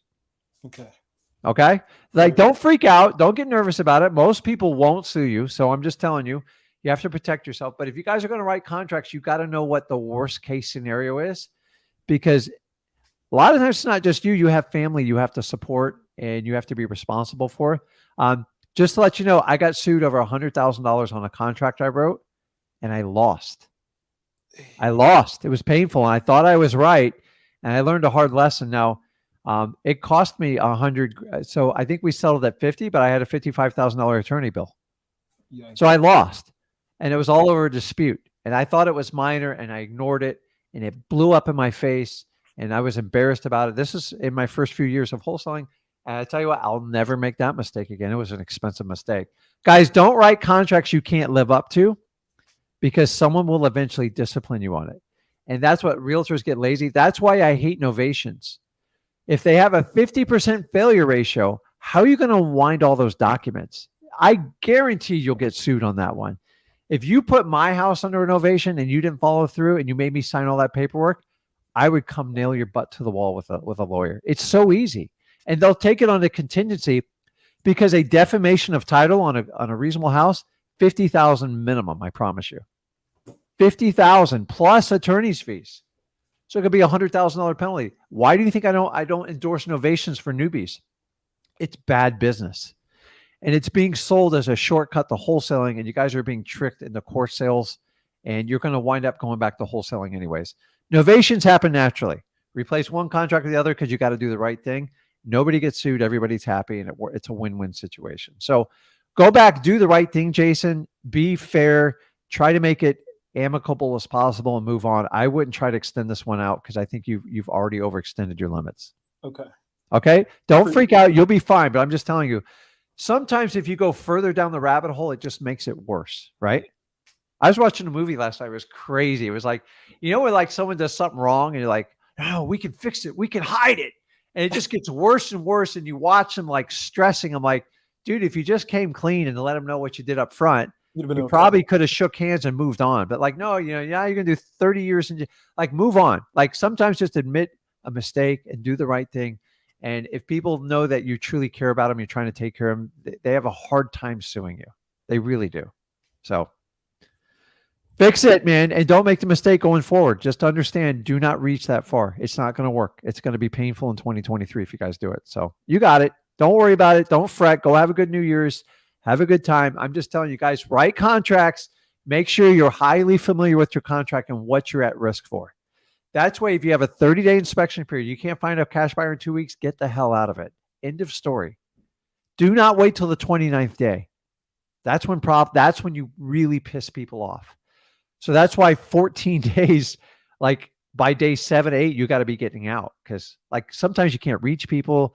And guys, you got to send a hard email that you made sure they received. And honestly, send a certified letter too. Like whatever you got to do, because you get a seller upset and they get an attorney, they will leverage you. And I don't want that to happen to you. So Jason, don't freak out. Just fix it and don't let it happen in the future. Okay. All right. Thank you, Rick. Happy New Year. Man. See you, man. Daniel, what's going on, man? Hi, how are you doing? Good, man. How are you, man? What's going on? I'm doing really good. I kind of, excuse me. I kind of wanted to give you a breakdown on like my unique situation, like where I've been, like where I'm at currently right now, and what I'm planning basically to do and why I'm doing it. So like, I think last time we talked, I was working at an investment company, and so let me give you a little quick recap. So, all right, living with my parents, moved here to Florida. Before that, I think I was totally lost. Grew up in a domestic violence household. My dad was from Florida, so we came here to Florida because I was doing like really bad drugs in California, and I moved out of my dad's house totally homeless, with zero money. And I just said, screw you, Dad, I'm gone, because he was hitting my mom, and I just wanted something different in my life. So I started sleeping behind churches. And then I got into this really bad, interaction with this guy I was living with. He was Colombian. He let me in his apartment. I was working a landscape job, and he almost stabbed me. So I left there homeless, and I came up with an idea. And I'm like, how about if I'm going to be homeless, it's going to be in a rich area. Knocked on a $2.5 million mansion. Some gay guy comes out. His name is Nate Carrick. Starts investing time, energy. Caucasian, really nice guy, really loving guy, and he's a businessman. So from the universe, that's so weird. He's a businessman, and he started funding me, like all the places, like funding me places to live for a whole month, and investing time and prioritizing my success. Okay, let me just fast forward a little quickly. He connected me to a bunch of other people like Rob, this lawyer. They put me in this duplex, right, to live there with their grandson. Rob is like this millionaire and stuff like that. So I'm in this freaking duplex living with his grandson, only paying $450 a month, really good discount. And I decided to run to the library here in Winter Park, Florida, very like nice area. I run to the library and I started grabbing all these real estate books, and I'm like, so my life, like all these real estate books, and then I learned about wholesaling. So I jumped in this like investment company with these fix and flippers, and I, met this guy in this R8, and that's when that whole year there, I think I made like $1 million in sales, and I think I made like 300 grand in one phone call off this Nelly Oak flip or whatever. Like this guy flipped this home. I got it for 450. He sold it for like 850, only needed like 50K in repair. And that kind of like made me. And then what happened was they let me go. They did a cheap thing where they just let me go. They cut me off, and they're like, you're just got to go. You whatever. You're not competent. I'm like, oh, okay, sure, buddy. Like, I'm not competent. Okay, whatever. So they ended up doing that thing where they let me go, and then simultaneously I lost my apartment because the guy who owned it, Rob, who gave me the lease there, he sold it, right? So he sold the duplex, and now I'm back to going home. I'm basically back homeless, right? So I'm like, oh God. So I called Bob, which is the guy that Nate connected me to in regards to my success, and Bob connected me to the lawyer. I told Bob, I'm like, hey, look, let me camp out at your place.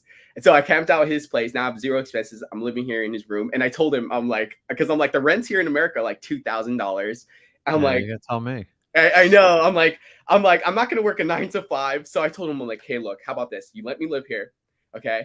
And I'll get rich. I'll start a company. I'll start this company up. And then I read this book while I was in that apartment that got me into wholesaling, and it said refer your services back to the company that you originally worked for, but as a business owner, based on performance rather than your time. So that's exactly what I did. I called back these guys and I said, hey, listen, I just lost my apartment. I lost a job. Like, let me sell you a deal. And they said, okay, fine, let's do this, right? So now I'm over here living in this place. I'm living on Bob's place, and I am basically cold calling every day. And they started sending me lists, right? So they send me list, and I'm using Bob's money to pay for Mojo, and I got like all these things going on, and I'm making phone calls every single day. And I trained the first employee, and I got a residual off. I guess he closed the deal. I trained him for 3 months, and he finally closed the deal. Oh, by the way, in this year is so weird. I've locked up over 10 or 11 different contracts, and I've never seen myself ever not close, right?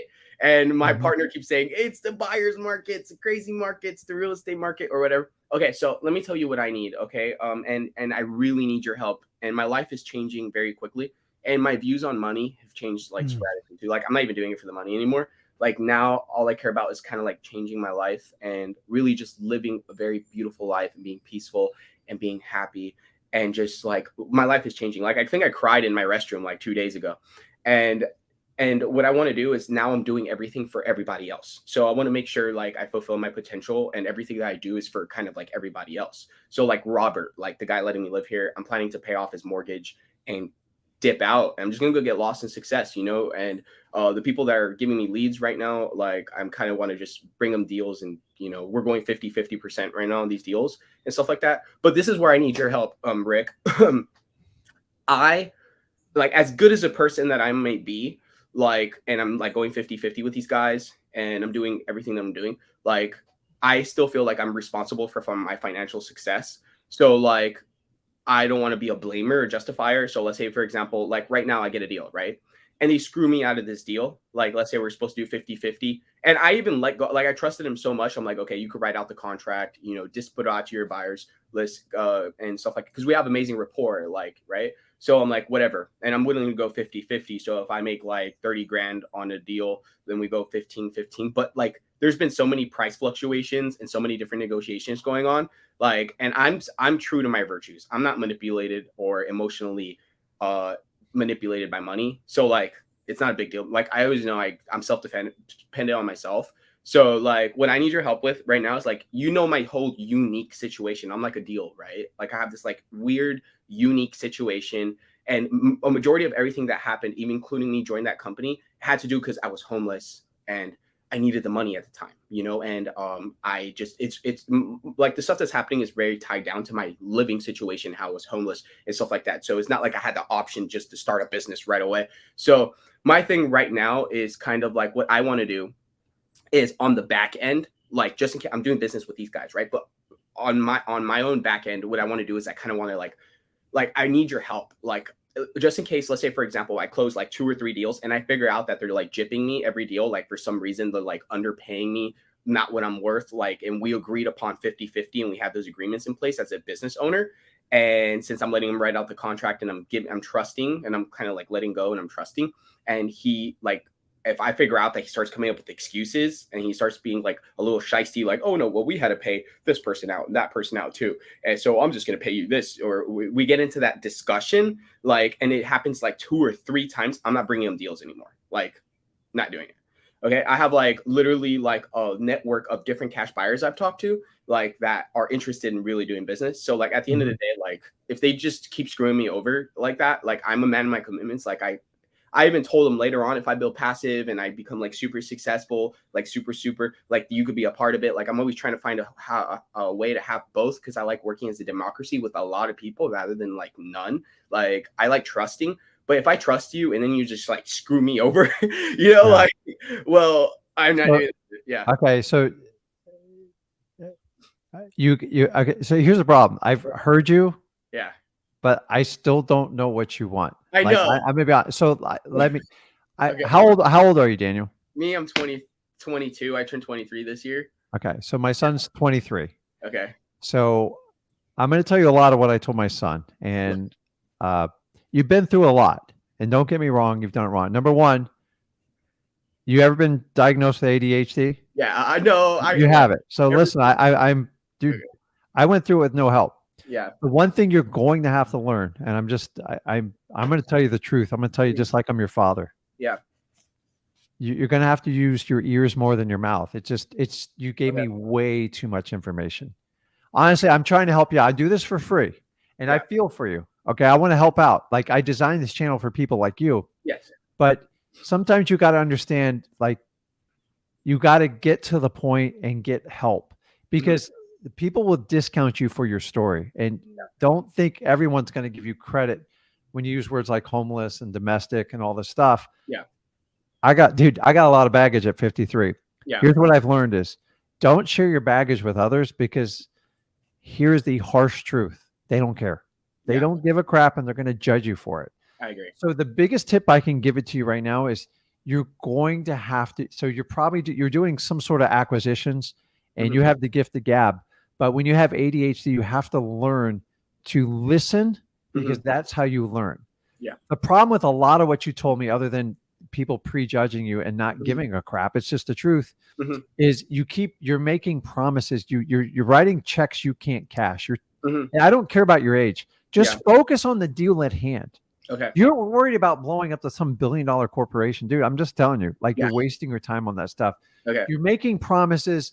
You are, you're a very positive person. You want the best outcome for everything. Yes. And I'm here to tell you, number one, you have to take care of yourself first. You can't take care of everyone else. Number one, you're 22. You got some issues and you're dealing with them. So Tony Robbins was homeless. He went through the exact same thing. He's one of the greatest human beings ever created on this earth. So you use it as fuel for what you do. Stop over promising the world.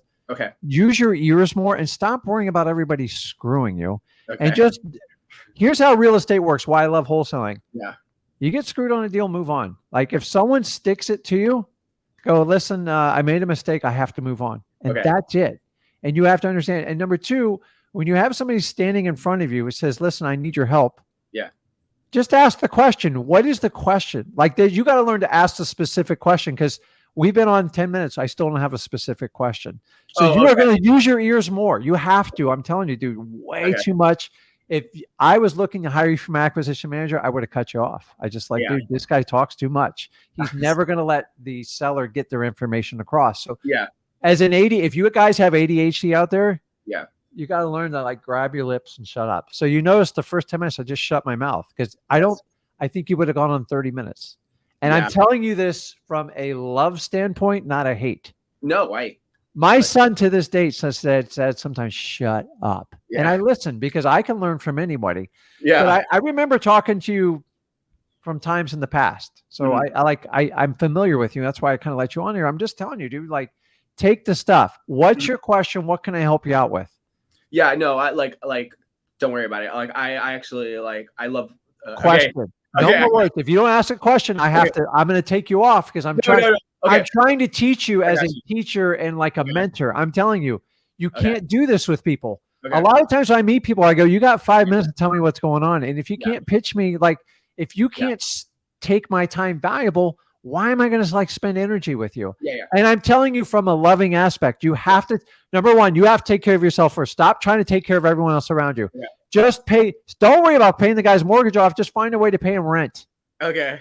End of story. Yeah. And then if it works out after a couple years, you can do whatever you freaking want. Okay. And take care of the people that made your life easier. But I'm just here to tell you, you're Yes, sir. all over the board. Slow down, get a compass, navigate. And I'm telling you, when you talk, you start using your ears more. Yes, sir. So you should let people do 80% of the talking, and you have to construct 20% of just quality questions. So let's see if you got a question for me. Okay, so I was just wondering, like, will you like everything that you know now? Like, do you have any like recommendation of what should I do, like, to become like 10 Number times first, get rid of the word like. It's terrible. To become more successful? Number one, what I want you to do is have a conversation with someone and record it. Like Okay. literally record it. I want you to play it back like 50 times. You're going to learn so much about your speech pattern. You don't know what you're saying. You just used the word like 6 times in one sentence. I have 3 cups of coffee. I know, but I'm just telling you, I want you to slow down, smell the roses. You're a smart guy. You got a lot of drive, but man, you need a lot. You got to channel the energy. You've got to make it work right. And you're like me, you get excited, dude.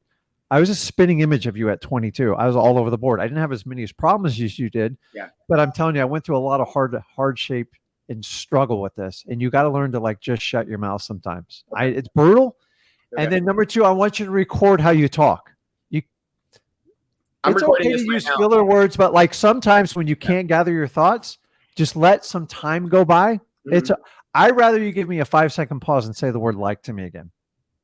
Like, We all have words. I use okay a lot. I know that. yeah. And I slow down. But I'm telling you, life's short. Before you know it, you're going to be my age. And I'm just telling you, if you will listen to people that have walked your path before, it works. The people think they know it all, they never get ahead. And take care of yourself. Do the basics. Show you can be productive today. Stop worrying about everyone screwing you. Yes, sir. If you have an agreement. So let me ask you, are you doing acquisitions for a company or a person, correct? Yeah, it's like a person, basically. Yes. Do you have an agreement with that person? Yes, we do. Okay, so the verbal's not good enough. Okay. So if you want to protect and stop worrying about it, get some sort of agreement in writing. At least spell it out so your verbal matches to the word. By the way, people will break agreements anyways. And then if you want to protect yourself, you start getting some money and get stuff going, start putting your names on the contract to protect yourself. And long as he cashes you out and take care of it, you'll sign off on everything. Okay. Because you're in control with the seller. Like you can like have them sign documents to protect yourself, but don't let the screwing happen. Just protect yourself up front. So here's the problem. And then you said somebody let you go. Why did they let you go? At the company? Yeah. Business decision. They said I have a lot, like I could make a lot of money, which I did, but I have a lot of energy, so they didn't know how to deal with it. Yeah. So listen, you're going to have to invest in yourself. That doesn't mean spend money on yourself. That means just work on yourself. We can all work. I work on myself till the day I die. When you become a grumpy old man, you want to work on yourself. You're giving up on life. I don't want to deal with people like that. So you're at 22. Yeah. You should really spend some time like following my son because I love Zach. He wasn't always that way. I'm just like I'd like to take full credit for it. I'm not going to sit here and lie to you guys. Like sometimes we have really good kids. Sometimes kids are challenging. Yeah. Same thing with dogs. I've had really good dogs. I've had bad dogs. I've had good cats, bad cats. It never stops in life. You got to focus on you and you have to take responsibility for yourself. Yeah. The problem with ADHD, if you have it, you tend to start spreading your conversation everywhere, telling people way too much information. So the main thing you want to do is get to your point, ask the question, and wait for feedback, and take that one piece in and get it done. Because basically, in your conversation, I'd be on 3 hours trying to solve all your problems and do everything. So what you want to do is go through freewholesaling.com, because I'm telling you, if you start becoming a wild child, and I did, it's going to be painful. It's going to be really expensive. You're going to spend a lot of time in a courtroom. No, I don't want you there. No. So you have to follow the rules of wholesaling and understand it. Nor do I want you to be a manipulator. If he or she screws me, have an agreement with them and say, listen, this agreement's a little bit loose. Test them on a few deals. Yeah. And then if they start get wishy-washy, start putting your name on the contract as well. And if they don't sign off on you, you are in complete control, and you end that risk on doing that. Yeah. You understand that? Most definitely. And I was going to say, stop writing checks you can't cash, dude. Because I promising people to pay off their mortgages, it's unrealistic. I just don't want to be cheap, Well, that cheap. No, listen. So, are you paying rent right now? Yes or no? No. Okay. So figure a way where you can get to just paying rent. Stop looking to pay off the mortgage. Get productive today so you can get to that point.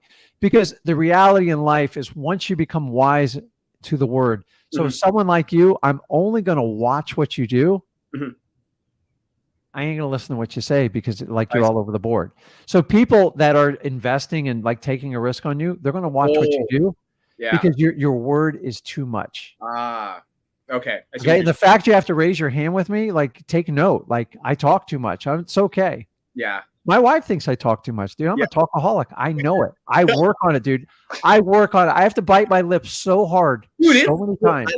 I love people. And you know what? But find a way to use your ADHD as a superpower, not as a hindrance. Don't let anybody label you. Don't do anything else with that. Is there anything I can help you with? Because I can't solve this on one phone. You're going to have to work on yourself. Yeah, I know. And look, I could do this. I could do this. I could do this. I was wondering, I want to make 30 grand a month, right? And I was just wondering how much you making a month right now? I haven't it's only been 2 months, and I had to train a guy, so I haven't really closed my independent business deal just yet, and I haven't really used my potential. Okay, so Daniel, stop. I asked you a question. You're not giving me an answer. I can't help you if you're going to continue to do this. Zero. How much are you making per month right now? $0. Okay. So get to a realistic number that you can meet your living things and start on that journey. You're trying to get all the way to the end destination before you even started your journey. Yeah. And I commend you for it, but that's what we call dreamers. Yeah. And it's too much. Yeah. So come up with a 90-day plan and don't look past it. I want to pay rent and I want to get consistent income. I want to earn $5,000 a month. Start there. You're trying to chase down 30 and you're at 0. You'll get there. But I started with $1,000 a month, dude. I was that was my goal in wholesale. Can I make $1,000? Can I prove this theory right? Yeah. Okay. And stop. I'm just telling you, dude, you got to slow down. Okay. You got to breathe, and you've got to understand, I have a disability. I talk too much, but how can I turn it into my advantage? And you can do it by, number one, every conversation you have for the next 3 days, let them talk and don't answer until they ask you a question. It's going to hurt. It's going to be wildly uncomfortable. Dude, I've lived this. And I'm here to tell you, man, I love your energy, but if I met with you on an interview, I would discount you right away. I'm sorry. No, you don't need to apologize. I'm going to work on it, because Rick just said this. He's been in the business 20 years and he's telling me the truth. Can I say I'm telling you the truth? Sucks. This really disappoints me, because it disappoints me because I'm literally came here for your help, not me. I'm giving it to you. I'm giving you the help you need. You're trying to get help for 20 years down the future. Yeah. You need help right now. Yeah. And I'm telling you, just like I tell my son. Yeah. I used to sit with my son. He'd get all cocky in wrestling. He was good. Yeah. And then he would get up against someone that just outsmarted him. They weren't a better athlete. They weren't better. He just got cocky and he got arrogant and he got beat. And he's just and it was at costly times, elimination tournaments. Yeah. And every time, go back to the basics, get to the guy to the ground, flatten him down, and stop trying these these UFC moves and stuff like that. Just get it done. And when he did it, he always did the best. Yeah. And the minute he let his ego get into it, it was too. I did the same thing, dude. I was brutal. It took me a long time to mature in life. And I'm here to tell you, I'm going to sum this up for you. you've got to work on yourself. So the next 3 days, every conversation you have with someone, let them talk to you, let them ask you a question, and they're going to appreciate you more, because nobody likes someone who talks too much about themselves. It's just too much. You're right. It's just the truth. I I agree. learned this the hard way. I Yeah. burned a lot of relationships. And I thought my energy, I could overcome them. And to the point, you overwhelm them and they're like, dude, this guy's bad news. Like we got to have to break. So slow down. Okay. Number 2, you're going to record yourself. Okay. Have a conversation on, hit record on your phone. There's all sorts of record buttons. Okay. And sit down. It's going to be painful. And sit down. And I want you to write it word for word what you say. And you're going to be in shock. We don't hear our own voices. And when you learn that, you're like, oh my God, like I'm going to take it. And when you get that lesson and you humble yourself, you're going to open up a world you didn't even know existed. Because my favorite thing now is when I go to a room of very high earners, I shut my mouth. I don't say one freaking word unless they ask me a question. Number 1, it's respect. And number 2, I can learn more from them. Me bragging them is a freaking waste of my time. Oh yeah. And you guys think I do well? I sit in rooms with people earning $1 million a month. I'm just like, I'm in awe. I'm like, $1 million. Remember, I started earning $1,000 a month in wholesaling. Okay. I consistently do 100K a month. Yeah. And I have a good time and I can do whatever I want. Stop. You're trying to go all the way to the end destination. Until you take that first journey, you're never going to get there. And I'm just telling you, if you can solve these things, I'll work with you. So the next time you get on, if you don't take this stuff to warning, I ain't going to take you on, because I think you think you know it all at 22. You don't, dude. I don't. And I'm going to agree with you. I don't know everything. I do have slow down. Stop over promising people and just say, listen, I get it. I've had challenges before, but those are your fuel to get where you need to go. Yeah. Don't tell everyone your problem before, because they're going to judge you on it. I see what you're saying. Yeah. Go, listen, I'm eager. I'm young. So what's your number 1 asset being at 22? My number 1 asset being 22 is that I basically got in real estate at a really young age. Okay. You're enthusiastic. I'm enthusiastic. I'm excited to be around people. And what I don't know, I'm going to make up and I'm just going to have the right attitude and right energy with you. Yeah. So sellers pick up on this. You have to mirror people. You're going to struggle mirroring people. So you have to slow down. Go find someone who's painfully slow that drives you nuts and just have a conversation. And you're going to feel like you crawl out of your skin. No, when it's about money, I mirror like an old lady. No, but like, listen, money comes by solving problems. Yeah. People who chase money first get their butt kicked. Yeah. So you have to sit down and spend time. Yeah. Number 1, start with the people who are carrying you for the most. Or who is ever providing you rent, just sit down and have a sincere conversation. I appreciate everything you're doing. And my goal over the next 30 or 90 days is to get you up to a respectable rent level. Okay. And I want you to hold me accountable for that. The minute you promise like someone's mortgage, I'd look at you like, is this guy crazy? Like, what's he doing? It doesn't seem normal. And I'm just telling you, most people can't wrap their head around what you're saying with that. So you need to start with the basics, man, because you're over promising, writing checks you can't cash just turns people off. Okay.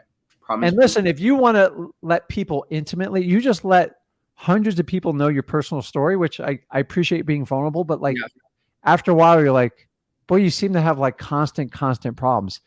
A lot of times, you know, the guy who gets married like 4 or 5 times. Yeah.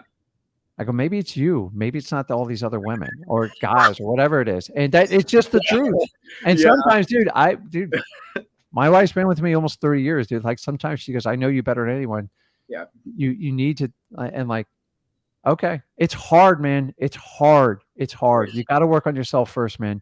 I love your energy and stuff like that. If you learn to channel it to the right energy level, yes, sir, it will work well. If you let it run wild, it's like a flailing electrical line that like nobody wants to get near it. That's what all people tell me. Right now, I'm like looking at myself. I'm like, you freaking ruined. The question is, do you want to fix it or not?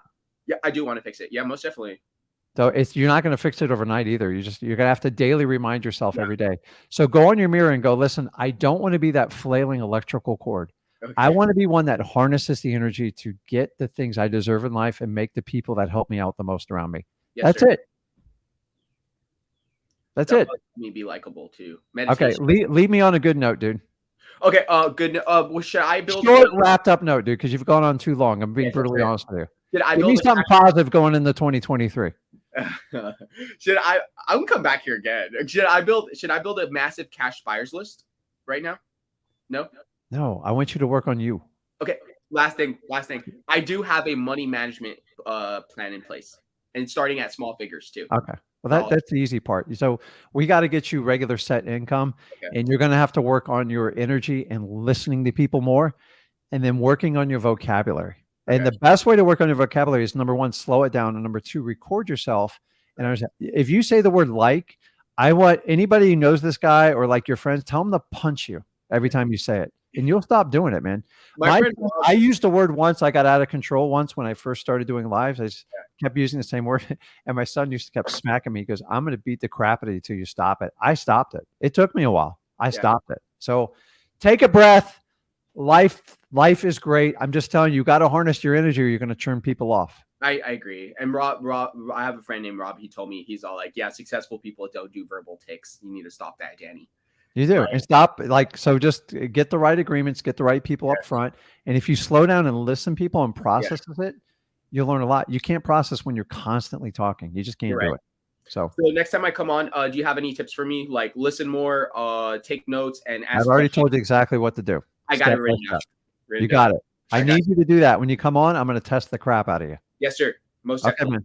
man. Thank you. Appreciate you, Rick. And tell Zach I said what's up. I will. Okay. So guys, so the beauty of me doing what I do is, number one, I've raised kids. Number two, my business partner is my son. So I have unique experience in this stuff. And we all learn. There's so much stuff I learned from my son that I take to heart. The minute you think you know it all in anything, you're in trouble. When I was in my early 20s, I freaking knew it all. I was literally Daniel I was a more tame version, but you have to listen from feedback from it. And if you don't, people just discount you. So number one, always work on yourself first. Don't try to fix other people until you can fix yourself. And then even then, I resist the urge to fix other people. You want to come on a live, I'll fix you in wholesaling. But like in my normal life, I'm not here to fix the world. I just take care of my family and the people I love the most. And the rest, I let the world do what they want. I don't control who's the president. I care, but I at the end of the day, when the votes are done, I'm done and I move on with it. So guys, if you like this material, do me a favor, make sure you're subscribed to the Flip with Rick channel. I also have a personal channel, Rick Ginn, which I do more fatherly advice. So a lot of guys can jump on there. Also, my son has a channel with Zach Ginn. You can go on there. Guys, make sure you subscribe to the channel because I record unique content that is particularly these channels. Some of you guys gravitate more to me, towards my son. I'm fine with it, but now you can segregate the information to find the exact information you need. So guys, go out, make sure you're safe this weekend. Make sure you have this plan for 2023. I think it will change the way you look at wholesaling real estate. And guys, we're here for the long haul. Nobody else does what me and Zach does. Make sure you hold anybody accountable. I can go get the information from Rick and Zach, and people go, whoa, you got skin in the game. Tell them, dude, there's thousands of people making money with them. I believe them. I know it's going to work. Guys, I believe in everybody on here. This is why I'm on a mission to help out as many people as humanly possible. And at the end of the day, I'm always going to give you the truth. End of story. I'm going to be authentic. I'm going to be myself. And I want you guys to succeed. So guys, have an awesome day. I can't wait. 2023. I'm going to see you all on the other side. And I will see you guys. Zach will be on Sunday and I'll be on Monday. Guys, we don't take time off because we love what we do. And I want to help out as many people as possible. This is Rick Ginn, and I will see you guys next week. Have a good one, man.